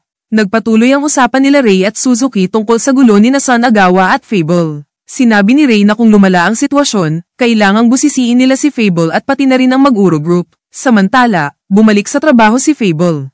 Inabisuhan niya ng kanilang boss na natapos na niya ang delivery. Pero halatang malamig pa rin si Misaki, dala ng insidente nung nakahubad siya. Pagkatapos, habang naglalakad si Fable ay napansin niya si Hinako sa park. Bigla siyang natigilan, kilala niya ito mula sa isa sa mga dati niyang misyon. Nakaramdam ng kakaiba si Hanako nang mapansin ang titig ni Fable, kaya agad siyang umalis. Ilang oras pa, bumisita si Isaki sa bar kung saan naroon si Kuro. Naging seryoso ang usapan nila tungkol sa Mag-Uro Group, pati na sa mga taong tulad ni Takahashi, Sanagawa, at Takeshi. Pero halatang nairita si Kuro, parang may duda siya kung bakit nagtatanong-tanong si Isaki. Pag-uwi naman ni Fable, nagtungo siya sa bahay ni Yoko. Hiningi niya na maghanap ito ng files tungkol sa isang pagpatay sa Tokyo 4 na taon na ang nakalilipas, buwan ng Hunyo. Tumanggi si Yoko, maliban na lang kung ipapaliwanag ni Fable kung bakit. Pero gaya ng lagi, tikom ang bibig ni Fable at umalis. Samantala, nakikita natin si Hinako na pinapakain ng alaga niyang isda. Biglang dumating si Rei, at ipinakita ang madilim at kasuklam-suklam na ginagawa niya kay Hinako, isang eksenang nagpapakita kung gaano siya kasiraulo. Samantala, bumalik si Isaki sa kanilang kwarto at nakipagkwentuhan kay Suzuki. Napunta ang usapan sa kasal at edad. Sumingit si Rei at binunyag, malapit nang mag-40 si Suzuki. Pagkatapos, tinanong ni Rei si Isaki kung may impormasyon na ba siya tungkol sa Mag-Uro Group. Sagot ni Isaki, wala pa. Ipinakita ni Rei ang isang pamphlet. May bago siyang target. Inutusan niya sina Suzuki at Isaki na subaybayan ang taong ito at kunin ang lahat mula sa kanya. Pangalan ng target, Kainuma. Sa opisina, kinausap ni Prez si Fable. Magbigay ka naman ng papuri kay Misaki, baka gumaan ang loob niya. Pero nang sinubukan ni Fable, hindi siya nagtagumpay, lalo lang siyang nagmukhang naiilang. Biglang dumating si Kainuma at kinumusta si Misaki. Maayos at magalang ang dating niya sa harap ng lahat, pero sa loob-loob niya, may masama siyang plano. Gusto niyang mabawi ang memory card na naiwan niya kay Misaki, at higit pa doon, may mas masama pa siyang balak. Bago matapos ang gabi, nag-usap sina Misaki at Prez. Sinabi ni Prez na huwag niyang masyadong dibdibin ang pagkailang ni Fable. Natuwa si Misaki sa sinabi niya, kaya tumuloy siya papuntang bar para magtrabaho. Kasunod niyang umalis si Kainuma, at dito, nakita natin ang kanyang masamang balak. Galit siya kay Fable at sa buong mundo, at sinumpa niyang hindi na siya uurong mula rito. Sa kabilang banda, pumunta si Fable kay Yoko. Diretso agad ang tanong niya, nahanap mo ba yung tungkol sa misyon na sinabi ko sa iyo nung nakaraan? Ngumiti si Yoko at sagot niya, kabisado raw niya lahat ng kaso ng pagpatay noong Hunyo, 4 na taon na ang nakalipas. Isa-isa niyang ikinwento ang mga insidente hanggang sa pinatigil siya ni Fable sa June 20 case. Doon, binanggit ni Yoko na isang lalaking si Kenji ang pinatay, hiniwa ang kanyang leeg sa parking lot. Tinukoy din niya ang babaeng kasama ni Kenji, si Hinako, isang runaway na 16 years old noon. Malubha raw ang naging pinsala ni Hinako sa insidenteng iyon. Tahimik lang si Fable. Pero halata sa mukha niya, na ikonekta niya ang nakaraan kay Hinako na nakikita natin sa kasalukuyan. Para kay Fable, iyon mismo ang dahilan kung bakit may kapansanan ngayon si Hinako. Samantala, naglalakad si Kainuma sa kalsada ng Taihei. Sa isip niya, puro si Misaki ang laman. Galit siya, at para bang si Fable ang may kasalanan kung bakit siya napunta sa ganitong sitwasyon. Pumunta siya sa apartment ni Misaki, bitbit ang bag niya. Sinalubong siya ni Isaki, pero binaliwala lang niya. Habang nakatingin, napagtanto ni Isaki, si Misaki pala ang parehong babae na dating konektado kay Kuro. Pagbalik ni Isaki sa hideout, iniulat niya kay Rei ang nakita niya sa daladalang bag ni Kainuma. Saka ibinahagi ni Rei ang kwento tungkol sa pagpapalaki kay Kainuma, kung paano siya pinalaking spoiled ng kanyang ina, na laging sinusunod ang gusto ng anak. Idinagdag pa ni Rei na kay Suzuki niya ipapasa ang misyon na may kinalaman kay Kainuma. Sa kabilang banda, nakipagtagpo si Suzuki sa tauhan ni Sanagawa at sa inupahan nitong hitman. Ipinahayag niya na may kontrata na siya kay Rei at hindi basta-basta nakikipag-deal sa iba. Pero parehong interesado ang dalawang panig, gusto nilang makuha ang impormasyon tungkol kay Fable. Nagsimula silang magpalitan ng kaalaman tungkol kay Fable, pero hindi nagtagal, minamaliit na ni Suzuki ang mga tao ni Sanagawa dahil natalo sila kay Fable noon. Mula sa matalim na salita, nauwi sa putukan. Tinangkang bumawi ng mga tauhan, pero banihag ni Suzuki ang isa. Pagkatapos magpakita ng husay sa baril at taktika, pinatay niya ang hitman at ang tauhan ni Sanagawa, habang siya ang nanalo sa sagupaan. Balik kay Fable, nakatagpo niya si Hinako habang ito'y nagpa-practice ng physical therapy sa park. Maingat na inalok ni Fable ng tulong, pero mariing tumanggi si Hinako. Sinabi pa ni Fable na baka may pag-asa pa siyang muling makalakad, at magbabalik siya para makita ang progreso. Pero mariin ang sagot ni Hinako, at upagin mo ang sarili mo. Samantala, nakipagkita si Sanagawa kay Matsu. Ibinunyag ni Matsu na tinanggal na niya ang mga bangkay ng hitman at ng tauhan, pati na rin ang CCTV footage, para protektahan si Suzuki. Hindi nagalit si Sanagawa, bagkus natuwa pa, parang libre raw na regalo ang pagkamatay ng kanyang mga tauhan. Nangako siyang hindi niya hahabulin si Fable, pero sa isip niya, ito ang simula ng mas mataas na posisyon na nais niyang makamit. Bumalik si Suzuki sa hideout at iniulat kay Ray na wala namang konkretong impormasyon ang mga tauhan tungkol kay Fable. Sinabihan siya ni Ray na magpahinga, at sila na lang ni Isaki ang hahawak sa kaso ni Kainuma. Sa opisina naman, pinuri ni Prez si Fable dahil nagustuhan ng mga tao sa animal event ang kanyang mga ginuhit. Nagpasalamat si Fable kay Misaki sa tulong niya. Ipinakita pa niya ang mga guhit ni Shozo at Jackal, at muntik nang matawa sina Misaki at Prez. Bigla, inabot ni Fable ang drawing na ginawa niya para kay Misaki mismo. Halatang natuwa si Misaki at tinanggap ito. Pero sa malayo, si Kainuma ay nagagalit, naiinggit at gustong gumanti. Pagbalik sa hideout, lumapit si Hinako kay Suzuki at sinabi na may kakaibang lalaking istorbo sa kanya sa park, si Fable mismo. Nais ni Suzuki na protektahan si Hinako, kaya tinanong niya ang hitsura ng lalaking iyon. Agad siyang nagtungo sa park at naharap niya si Fable. Diretso ang linya niya, layuan mo si Hinako. Pagkatapos, bigla siyang sumipa, tumama sa mukha ni Fable, at saka umalis na parang walang nangyari. Samantala, pag-uwi ni Misaki sa kanyang apartment, nadatnan niya sina Ray at Isaki. Ipinaliwanag nilang may mga nakatagong kamera sa gusali, kaya kailangan nilang pumasok para mag-check. Bagamat may alinlangan, pinapasok niya ang dalawa. Naiwan sina Ray at Isaki sa loob. Sa kabilang eksena, nagkwento si Fable kay Yoko tungkol sa nangyari. Kinumpirma niya na inatake siya ni Suzuki. Sagot ni Yoko, wala raw kapatid si Hinako, kaya nagtaka si Fable kung hitman din ba si Suzuki tulad niya. Pagkatapos makumpleto ni Ray at Isaki ang kanilang pag-inspection sa apartment ni Misaki, bumalik sila sa hideout at pinanood ang footage. Halatang natawa si Ray dahil hindi man lang nagtago ng pagkakakilanlan si Kainuma habang nag-i-install ng mga hidden camera. Ngunit hindi doon natapos, iniutos ni Ray kay Hinako na kumuha ng 2-bedroom apartment na marerentahan nila sa loob ng 1 linggo, at gumawa rin ng mga business card gamit ang partikular na device. Samantala, pinapanood niya ang mga kuhang footage ni Hinako, kahit sa pinaka-personal niyang sandali. Pagkatapos, isinara niya ang laptop at dumiretso sa dining area ng agency. Dito, nag-usap sila ni Isaki tungkol sa mga kabataan ngayon. Ang punto ni Ray, gusto niyang samantalahin ang kahinaan ng bagong henerasyon, parang laro lang para sa kanya. Sa paglipat ng eksena, dumating si Fable sa trabaho. May bagong assignment siya mula kay Prez at Misaki, gumawa ng mga drawing para sa Christmas event flyers. Walang arte si Fable, pumayag agad. Sabi pa ni Prez, kung maayos ang kalalabasan, may dagdag na sahod siya, 100 yen kada oras. Pero sa gilid, napansin natin si Kainuma. Halos kainin ng inggit ang mukha niya. Hindi niya matanggap na mas pinapaboran si Fable, at nagsisimula na siyang magplano ng masama. Nagpunta si Kainuma sa isang park, nakadaskais pa para hindi mahalata. Ang plano niya, saktan si Fable. Pero hindi siya umubra. Nang dumating si Fable, ramdam agad ang tensyon. Sa halip na umatake, umatras si Kainuma, parang natalo na siya kahit hindi pa nagsisimula. Samantala, umuwi si Fable para tapusin ang mga Christmas drawing niya. Habang abala si Fable, pumunta naman si Prez sa bar ni Mama. Pinag-usapan nila si Fable kung paano, kahit hindi perpekto ang mga drawing niya, may kakaibang pakiramdam ng pagiging totoo. Samantala, dumalaw si Fable kay Yoko. Ang tanong niya, impormasyon tungkol kay Santa Claus. Siyempre, nagkwento si Yoko, hindi lang tungkol kay Santa kundi pati na rin sa kanyang kabataan. Nagbukas ng damdamin si Fable. Inamin niya na hindi niya kilala ang hitsura ng kanyang mga magulang. Bata pa lang siya, si Fable 2 na ang nagpalaki sa kanya. Doon niya lang natutunan ang konsepto ng Pasko at Santa Claus nang medyo matanda na siya. Naluha si Yoko, kinuwento niyang namimiss niya ang kanyang mga magulang kahit alam niyang maaga pa lang, wala talagang Santa. Kinabukasan, ipinakita ni Fable kay Prez at Misaki ang ginawa niyang mga Christmas drawing. Sabi ni Fable, inabot siya ng matagal bago matapos. Pero ang payo ni Prez, huwag masyadong seryoso, mag-enjoy ka lang. Tinanggap ito ni Fable at umalis para sa isang delivery.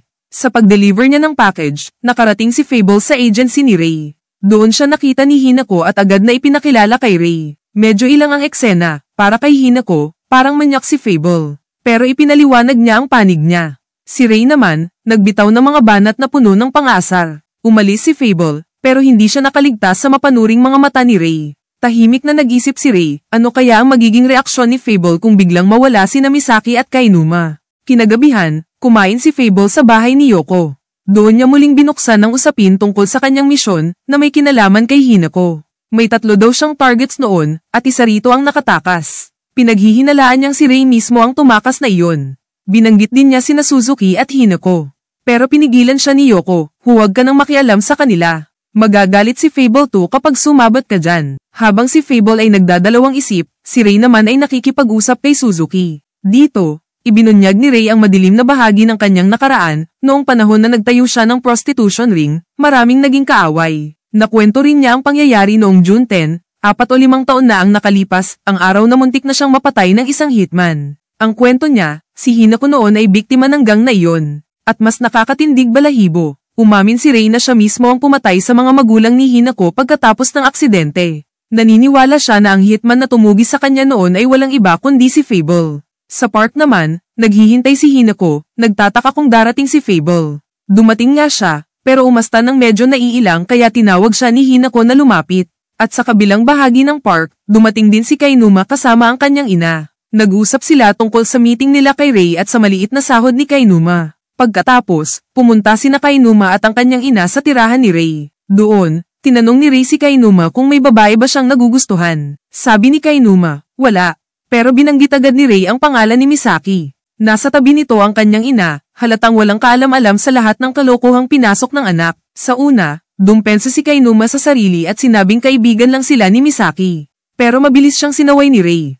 Alam daw niya ang lahat, mula sa mga nakatagong kamera sa bahay ni Misaki hanggang sa pagtatangkang pumasok mismo si Kainuma sa loob. Hindi pa doon natapos. Sumali sa eksena si Isaki, na kunwari presidente ng isang talent agency. Dito, binulgar nila ang pinakamabigat, sinubukan daw ni Kainuma na gahasain si Misaki. At para mas tumama, ipinakita pa nila ang ebidensya, isang video clip ng mismong pagtatago ni Kainuma ng mga kamera sa bahay. Natulala ang mag-ina. Hindi pa raw nila sinasabi kay Misaki ang buong katotohanan, pero sapat na para madurog ang kredibilidad ni Kainuma. Dito pumasok ang plano. Si Isaki, bilang presidente, nagsabing magsasampa siya ng kaso, humihingi ng 120 million yen bilang danyos. Pero si Ray, kunwari mabait at nakikisama, nagmungkahi na magkasundo na lang sila. Kung babayaran nila si Isaki ng 60 million yen, tapos na raw ang lahat.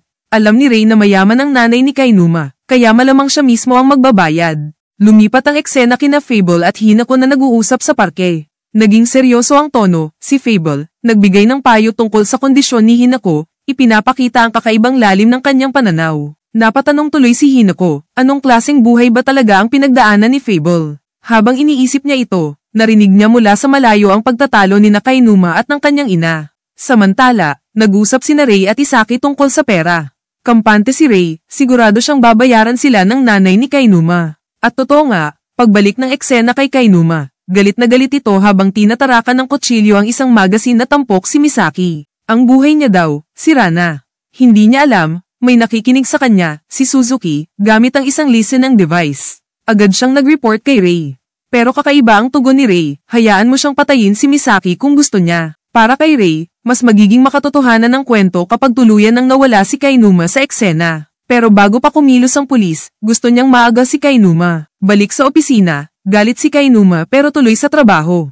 Sa kabilang banda, natanggap na ni Isaki ang 60 million yen mula sa nanay. Tuwa siya ng tuwa, pero pinatigil agad ni Ray, huwag daw masyadong hayag, baka malaman pa ni Hinako. Ang hindi nila alam, narinig mismo ni Hanako ang usapan at nagsimulang mag-research sa sariling computer. Kasabay nito, nakatanggap si Misaki ng isang misteryosong tawag mula sa isang babae. Sinabi nitong lumabas siya agad sa opisina dahil may panganib. At tama nga, paglabas ng boss nilang si Prez mula sa banyo, nakita niya si Kainuma na handa nang saksakin si Misaki. Pero bago pa man mangyari, dumating si Fable at isang suntok lang, bagsak si Kainuma. Nagulat si Prez at si Misaki, hindi makapaniwala. Ang paliwanag ni Fable, akala daw niya siya ang target, kaya nakasakto siya. Pinabayaan na lang ni Prez na si Misaki ang mag-deliver ng mga trabaho habang kinausap niya sina Fable at Kainuma. Pero nagpumilit si Kainuma na maghugas ng mukha muna, at doon siya nakahanap ng tsansa para makatakas. Hinabol siya ni Fable hanggang sa kalsada.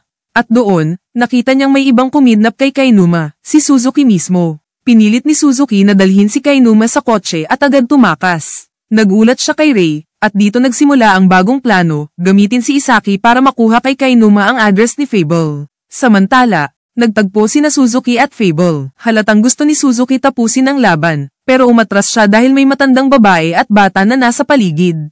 Nang wala na ang mga ito, hinarap siya ni Fable. Diretso ang sabi, ibalik mo si Kainuma. May isang araw ka lang.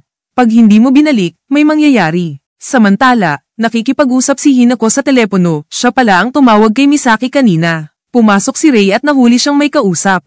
Nagkapalitan sila ng salita. Si Hinako, aminadong si Fable ang nagbibigay sa kanya ng lakas ng loob. Si Ray naman, nagbabanta, sinasabing huwag niya siyang bibiguin.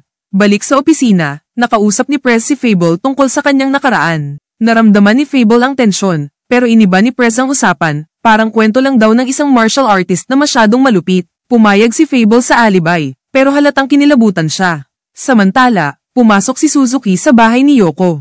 Agad napansin ni Yoko ang baril. Nag-usap sila, at dahan-daang binaystay ni Suzuki ang mga sagot ni Yoko, alam na niya na si Sato ay si Fable. Pero bago pa tuluyang lumala, kumilos si Yoko para maaga ang baril. Sa kabilang banda, bumalik si Isaki mula sa banyo, pero wala na si Kainuma sa kotse. Agad siyang nataranta. Balik sa loob ng bahay ni Yoko, itinutok niya ang baril ni Suzuki pabalik sa kanya mismo. Tahimik pero matalim ang mga mata ni Yoko, alam niyang delikado si Suzuki, pero hindi siya nagpapatalo. Sinabi niyang wala siyang laban sa kanya. Ngunit ngumiti lang si Suzuki, sabay tukso, wala ka pa yatang napatay kahit isa. Binaliktad ni Yoko ang usapan, hindi niya kailangang pumatay para manalo. Ang sagot niya, 6 na segundo lang, doon kita tatalunin. At ganun nga ang nangyari. Sa loob ng 6 na segundo ng bakbakan, bagsak si Suzuki. Pagdating ni Fable sa bahay, nadatnan niyang nasa sahig si Suzuki, sugatan pero buhay. Tahimik lang si Fable, pero mabigat ang aura. Sinabi ni Suzuki na malakas daw talaga si Yoko. Ipinaliwanag ni Yoko ang nangyari, habang si Fable, kalmado pero matalim, inusisa si Suzuki tungkol sa mga pinaggagawa niya. Habang nag-uusap sila, biglang nabanggit ni Suzuki ang tungkol sa aksidente ni Hinako 4 na taon na ang nakalipas. Doon niya nalaman na si Sato ay ang tunay na Fable. Nagbago ang tono ng kwento, mula interogasyon, naging pagbabanta sa kanyang buhay. Tumingin si Fable ng diretso sa kanya, pag binanggit mo pa ulit yan, mawawala ka. Matigas pa rin si Suzuki, kaya inutusan siya ni Fable na palayain si Kainuma. Nalito si Suzuki, bakit daw gusto pa ni Fable ibalik si Kainuma, gayong muntik na nitong saktan si Misaki. Ang sagot ni Fable, simple pero may bigat, ako ang magbabantay kay Misaki. Hindi siya mapapahamak. Gusto ni Fable na ipasok si Kainuma sa ospital, pero tumanggi si Suzuki. Sa kabilang linya, nagkakagulo na si Isaki sa paghahanap. Tumawag siya kay Suzuki, naka-speaker pa. Ang sabi niya, nakatakas si Kainuma, nadulas sa bangin, at patay na. Tahimik si Fable. Lumapit siya kay Suzuki at mahinahong sinabi, hindi ko gusto na may mamatay. Pagkatapos, tinanggal niya ang tali ni Suzuki. Umalis ka na, sabi niya. Naglakad palabas si Suzuki. Pero makalipas ang ilang segundo, bumalik siya. Tila naguguluhan, bakit siya pinakawalan. Pero kalmado lang sina Fable at Yoko. Ang sabi ni Yoko, sinira natin ang pride niya, kaya hindi siya mapalagay. Nagpalitan pa sila ng ilang salita tungkol kay Kainuma. Para kay Yoko, deserve daw ni Kainuma ang kapalaran niya. Pero si Fable, kahit hindi nalulungkot, ramdam mo ang bigat ng pagkadismaya sa kanya. Ayokong may mamatay, sabi niya. Pag-uwi ni Fable, binuksan niya ang maliit na papel na iniabot ni Prez, number ni Hinako. Tinawagan niya ito. Sa kabilang linya, masayang-masaya si Hinako, nagtatangkang maging malambing at personal kay Fable. Pero si Fable, abala sa panonood ng Jackal sa TV. Walang ka-effort, parang wala lang. Habang nag-uusap sila, may isang nakikinig sa kabilang dulo, si Ray. Nakikinig siya gamit ang isang listening device, habang nakakunot ang noo. Bakit buhay pa si Fable? Bulong niya. Dumating si Suzuki, may pasa pa sa mukha. Agad siyang pinansin ni Ray, saan galing yan? Pero iniba ni Suzuki ang usapan, sinabing patay na si Kainuma. Hindi man lang ito pinansin ni Ray, mas interesado siya sa nangyari kay Suzuki. Sa huli, sinabi ni Suzuki ang totoo, si Fable daw ang tunay na Fable, at si Yoko, hindi kapatid kundi kasabwat. Tumawa si Ray, ayos yan, gagawin natin siyang kalaban. Nagulat si Suzuki, ano? Bakit mo siya gustong kalabanin? Sabay tutok ng baril kay Ray. Kalmado lang si Ray, pero pinatigil siya. Una, sabihin mo muna kung bakit mo gusto siyang patayin. Matapos maglabas ng sama ng loob ni Suzuki, saka nagsalita si Ray. 4 na taon na ang nakalipas, pinatay ni Fable ang nakababatang kapatid ko. Si Kawahira, ginilitan niya ng leeg. Doon naliwanagan si Suzuki, kaya pala matagal nang nakabantay si Ray kay Hinako. Siya lang daw kasi ang tanging tulay kay Fable. Matapos ang pag-amin, nagkasundo si Ray at Suzuki. Magtutulungan daw sila, pero walang tiwala si Suzuki. Pareho nilang gustong patayin si Fable, pero hindi nila isasali si Isaki. Plano nilang sila lang dalawa ang kikilos. Naglatag sila ng ilang ideya, pero wala pang konkretong plano. Kaya sabi ni Ray, magpahinga ka muna ngayong gabi. Kinabukasan, sinundo ni Prez si Misaki. Habang nasa biyahe, Pinag-usapan nila si Fable at si Kainuma, kung paano tila laging nadadawat sa gulo ang paligid ni Misaki, pero si Fable, tahimik lang, parang may binabalak. Sa kabilang banda, nakita ni Ray si Fable na naghihintay sa parke. Nang umalis si Fable, agad niyang tinungo si Suzuki. Binuksan ni Ray ang isang bag, puno ng baril at granada. 3 plano, sabi niya. Pero magkaiba ang ideya nila. Si Suzuki, gusto kidnapin si Misaki. Alam niyang kapag buhay ni Misaki ang nakataya, bababa ang depensa ni Fable. Pero si Ray, iba ang plano. Si Hinako ang gamitin natin. Tahimik sandali si Suzuki, habang nakatingin kay Ray. At sinabi ni Ray, gusto kong mawala si Hinako. Tahimik ang gabi nang tawagan ni Fable si Takeshi. Diretso agad siya sa punto, may nakita raw sa mga hidden camera ni Yoko na hindi dapat makita ni Takahashi. Gusto ni Fable palitan agad ang password bago pa ito mapanood ng iba. Pakiusap, sabihin mo kay Kuro na palitan ang password, wika ni Fable. Medyo nagulat si Takeshi, pero agad umayon. Ramdam niya, may bigat ang dahilan ni Fable, parang may itinatago na delikado. Samantala, pumunta si Suzuki kay Matsu. Hawak ni Matsu ang baril na matagal nang hinihingi ni Suzuki. Pero hindi lang yun ang pakay, gusto rin ni Suzuki ng planong pagtakas palabas ng Japan. Tumaas ang kilay ni Matsu. 10 milyong yen ang halaga niyan, sabi niya na parang nagbebenta lang ng laruan. Nagtanong si Suzuki, hindi mo ba tatanungin kung bakit gusto kong tumakas? Ngumiti lang si Matsu, hindi ko trabaho ang mangusisa. Trip ko lang maging middleman.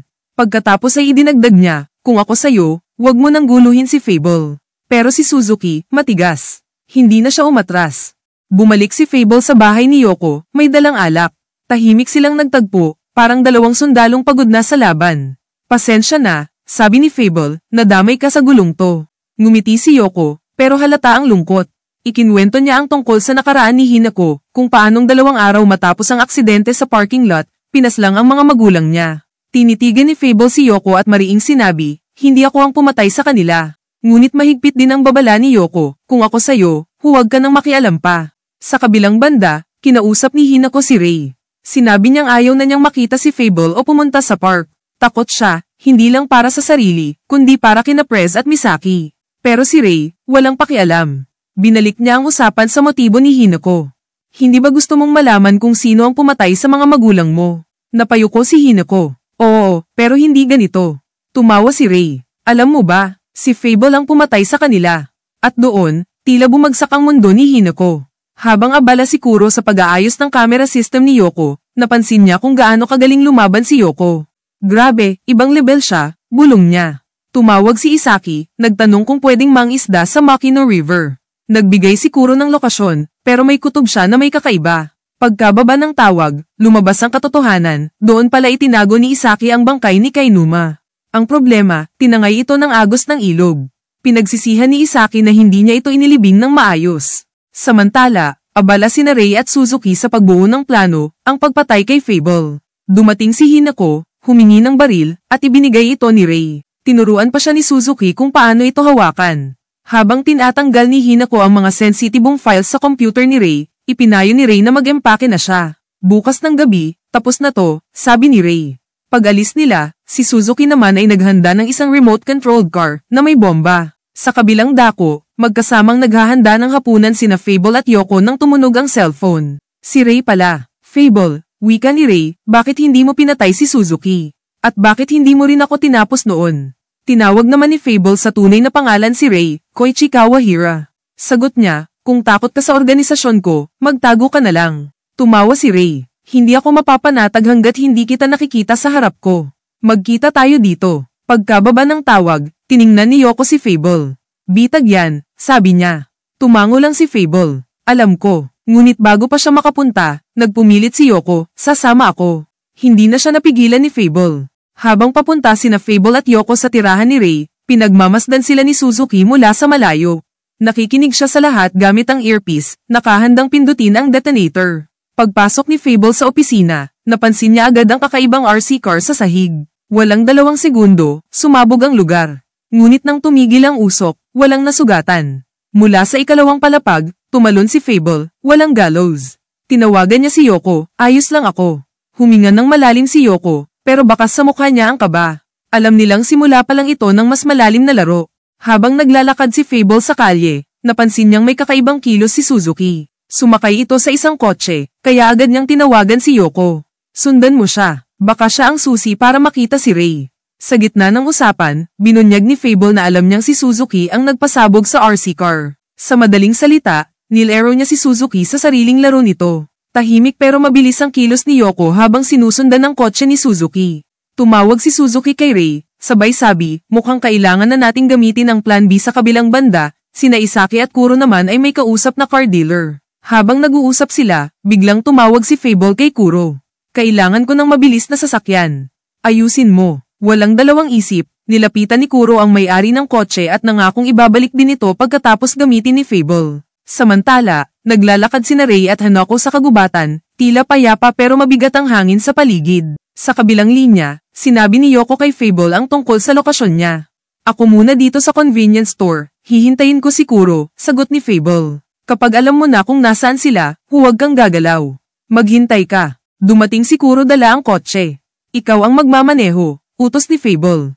Habang nasa biyahe, naglabas si Kuro ng mapa ng bundok kung saan posibleng naroon sina Ray at Suzuki. Tahimik si Fable habang iniisip ang ruta, sabay sabi, paggising ko bukas, malamang nakalimutan ko na to. Habang papasok si Yoko sa madilim na bahagi ng kagubatan, biglang nawala sa kanya ang bakas ni Suzuki. Ilang saglit pa, may tumama sa harap ng kotse niya, isang bato. Nagpanik si Yoko. Akala niya granada, kaya tumakbo siya palabas ng sasakyan.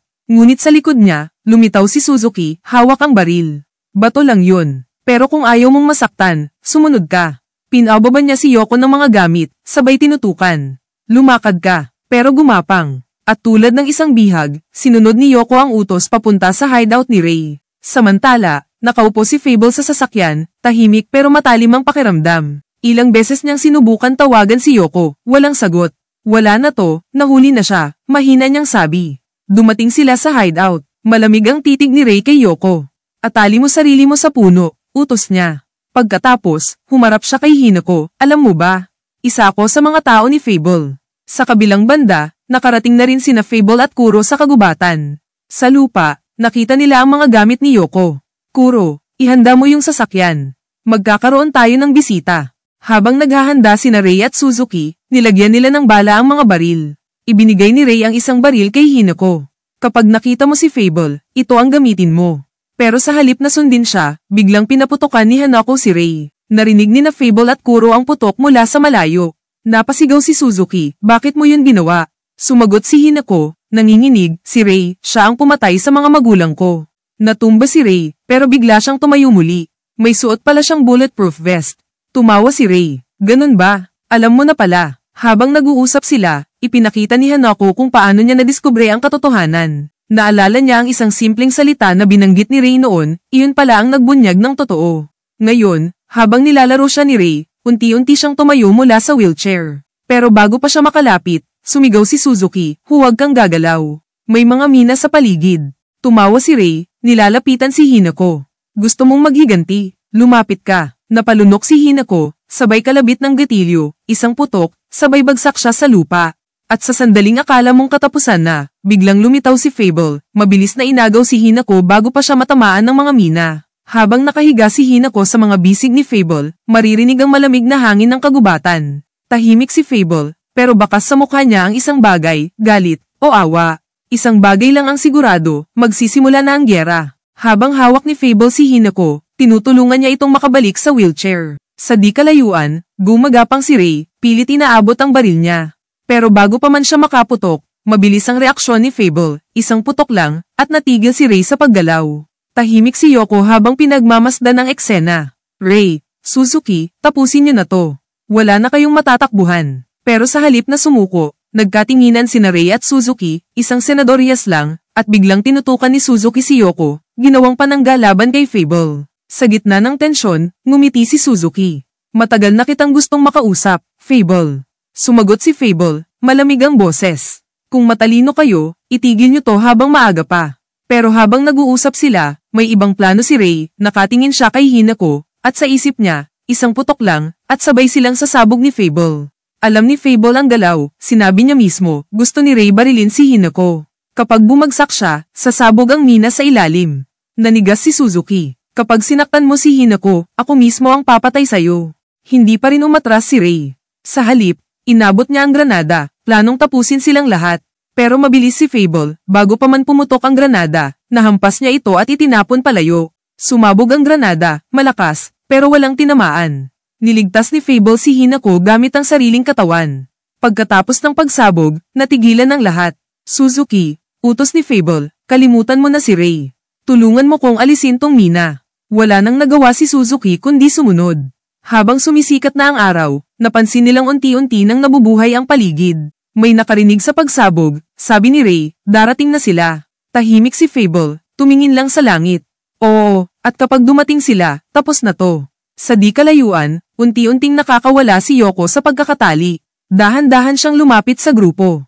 Ilang sandali pa, nagsimulang hukayin ni Fable ang paligid ng mina. Pinag-aralan niya ang mekanismo. May pedal switch to. Kapag bumaba ang timbang sa 70 hanggang 90 pounds, sasabog tayo. Tumingin siya kay Hinako. Kailangan mong manatiling nakatapak dito. Huwag kang kikilos. Tumango lang si Hinako, nanginginig. Yoko, kunin mo ang bulletproof vest ni Ray. Kinuha ni Yoko, sabay abot kay Fable. Ano plano mo? Isusuot ko to kay Hinako. Proteksyon kung sakaling sumabog. Tumingin siya kay Suzuki. Ikaw, gamitin mo yung excavator. Hukayin mo ang lupa sa likod ng mina. Kailangan nating ilihis ang pagsabog. Habang abala ang lahat, biglang nagsalita si Hinako. Fable, hindi mo kasalanan ang nangyari sa akin. Kahit mawalan pa ko ng mga paa ngayon, hindi kita sisisihin. Napahinto si Fable, bahagyang ngumiti. Kung ganun, tapusin natin to ng buhay. Ilang segundo pa, nagsimula ang operasyon, binabalot ni Fable ng vest ang binti ni Hinako, habang inaayos ni Suzuki ang excavator. Handa ka na? Tanong ni Fable. Tumango si Hinako. Oo, at sa isang iglap, sumabog, lumipas ang ilang segundo ng katahimikan. Unti-unting lumabas si Suzuki mula sa excavator. Sa lupa, nakita niya sina Fable at Hinako. Buhay pa siya, sigaw ni Suzuki. May mga sugat si Fable, pero galing lang sa shrapnel ng granada ni Ray kanina. Ayos lang ako, sabi ni Fable, nararamdaman ko pa mga kamay at paa ko. Sa malayo, si Ray ay duguan at napangiti pa. Ang tigas mo talaga, Fable. Bago pa man makalapit sina Suzuki, inihagis ni Ray ang huling granada. Pero mabilis si Suzuki, isang putok lang, at natigil na ang lahat. Tahimik ang paligid. Hindi sumabog ang granada. Tapos na. Tumingin si Fable kay Suzuki. Gusto niyang mapatay mo siya. Gusto niyang ikaw ang magdala ng bigat. Umiling si Suzuki. Hindi ko siya tatandaan. Lalagyan ko ng lupa lahat to. Habang inaasikaso ni Suzuki ang katawan ni Ray, dumating si Kuro dala ang kotse. Tumawag si Isaki, nagtanong tungkol sa sasakyan, pero ibinabalang ni Kuro ang tawag. Lumapit si Fable kay Hinako. Hindi na kami makikialam sa buhay mo. Ikaw na bahala sa susunod. Tumango si Hinako. May tiyuhin ako sa Saitama. Doon ako tutuloy. Sabihin mo sa pulis siya ang guardian mo, sagot ni Fable. Nagbigay din si Suzuki ng ilang payo kung paano sasagutin ni Hinako ang mga tanong ng pulis. Ako na bahala dito. Ako rin ang maglilibing kay Ray. Bago umalis, naalala ni Hanako ang sinabi noon ni Fable tungkol sa visualization. Dahan-dahan siyang tumayo mula sa wheelchair, mahina, pero matatag. Lumapit siya kay Fable at niyakap ito. Tahimik lang si Fable, tapos lumakad papunta sa kotse. Sumakay sina Yoko, Kuro, at Fable. Habang umaandar ang kotse, tumingin si Fable pabalik, nakita niya si Hinako, nakatayo sa araw, hawak ang gilid ng upuan niya. Pagbalik sa bahay, pumasok si Fable sa banyo, lumublob sa bathtub, pagod pero kalmado. Sa kabilang banda, lahat sila, nakatingin sa isang bangkay ng lalaki. Malinaw kung sino yun, si Kainuma. Samantala, abala si Fable sa pinagtatrabahuhan niya. Ipinapakita niya kina Prez at Misaki ang mga Christmas illustration na ginawa niya. Tahimik pero proud si Misaki, habang si Prez, ngiting-ngiti. Pero bago pa sila magpatuloy, tumunog ang cellphone ni Prez. Isang tawag mula sa Taihei Police Department. Pagkababa ng tawag, seryoso ang mukha ni Prez. Nakita na raw nila ang bangkay ni Kainuma, sabi niya. Natigilan sina Misaki at Fable.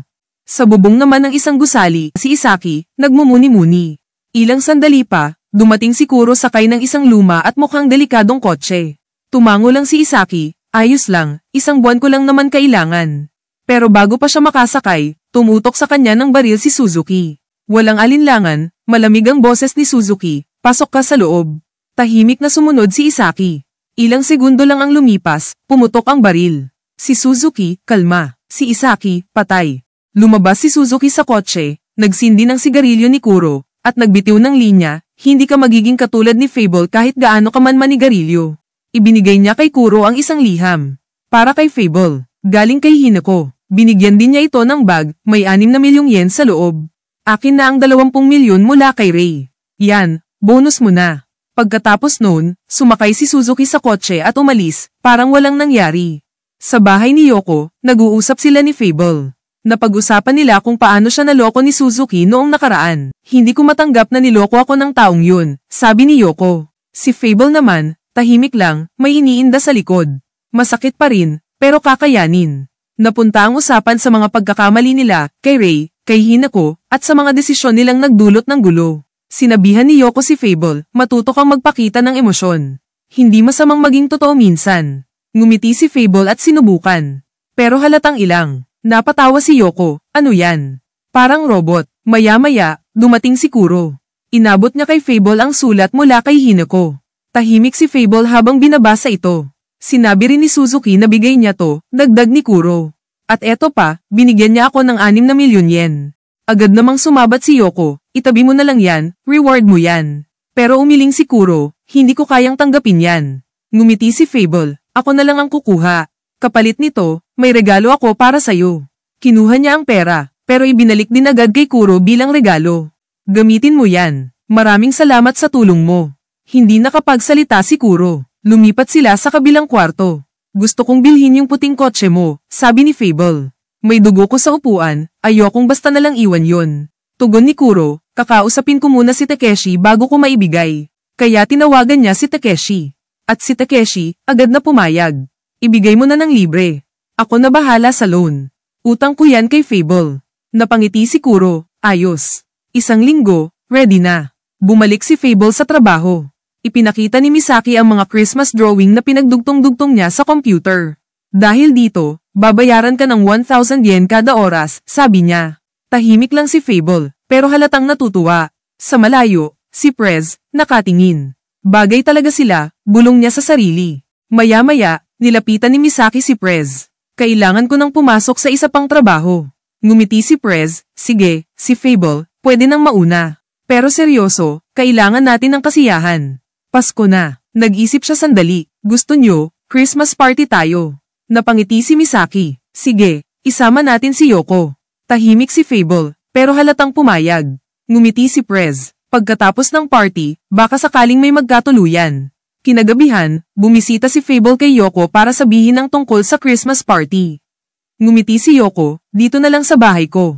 Mas maganda yung setup. Pag-uwi ni Fable, nanood siya ng Jackal Christmas Special. Tahimik, parang gustong kalimutan ang lahat ng gulo. Pero bago matapos ang gabi, umakyat siya sa rooftop. Dala niya ang sulat ni Hinako. Sinindihan niya ito, at dahan-daang nasunog. Habang nagliliyab ang papel, naririnig natin ang tinig ni Hanako, marami akong maling nagawa. Marami akong sinisi. Kasama ka doon, Fable. Pero salamat, sa mga sandaling magkasama tayo, natutunan kong harapin ang sarili kong anino. Kapag dumating ang 6 na buwan, isipin mo ako, naglalakad, nakatayo ng tuwid. Huwag mo akong alalahanin, dahil masaya na ako ngayon. Nang matapos ang sulat, tinitigan ni Fable ang abo.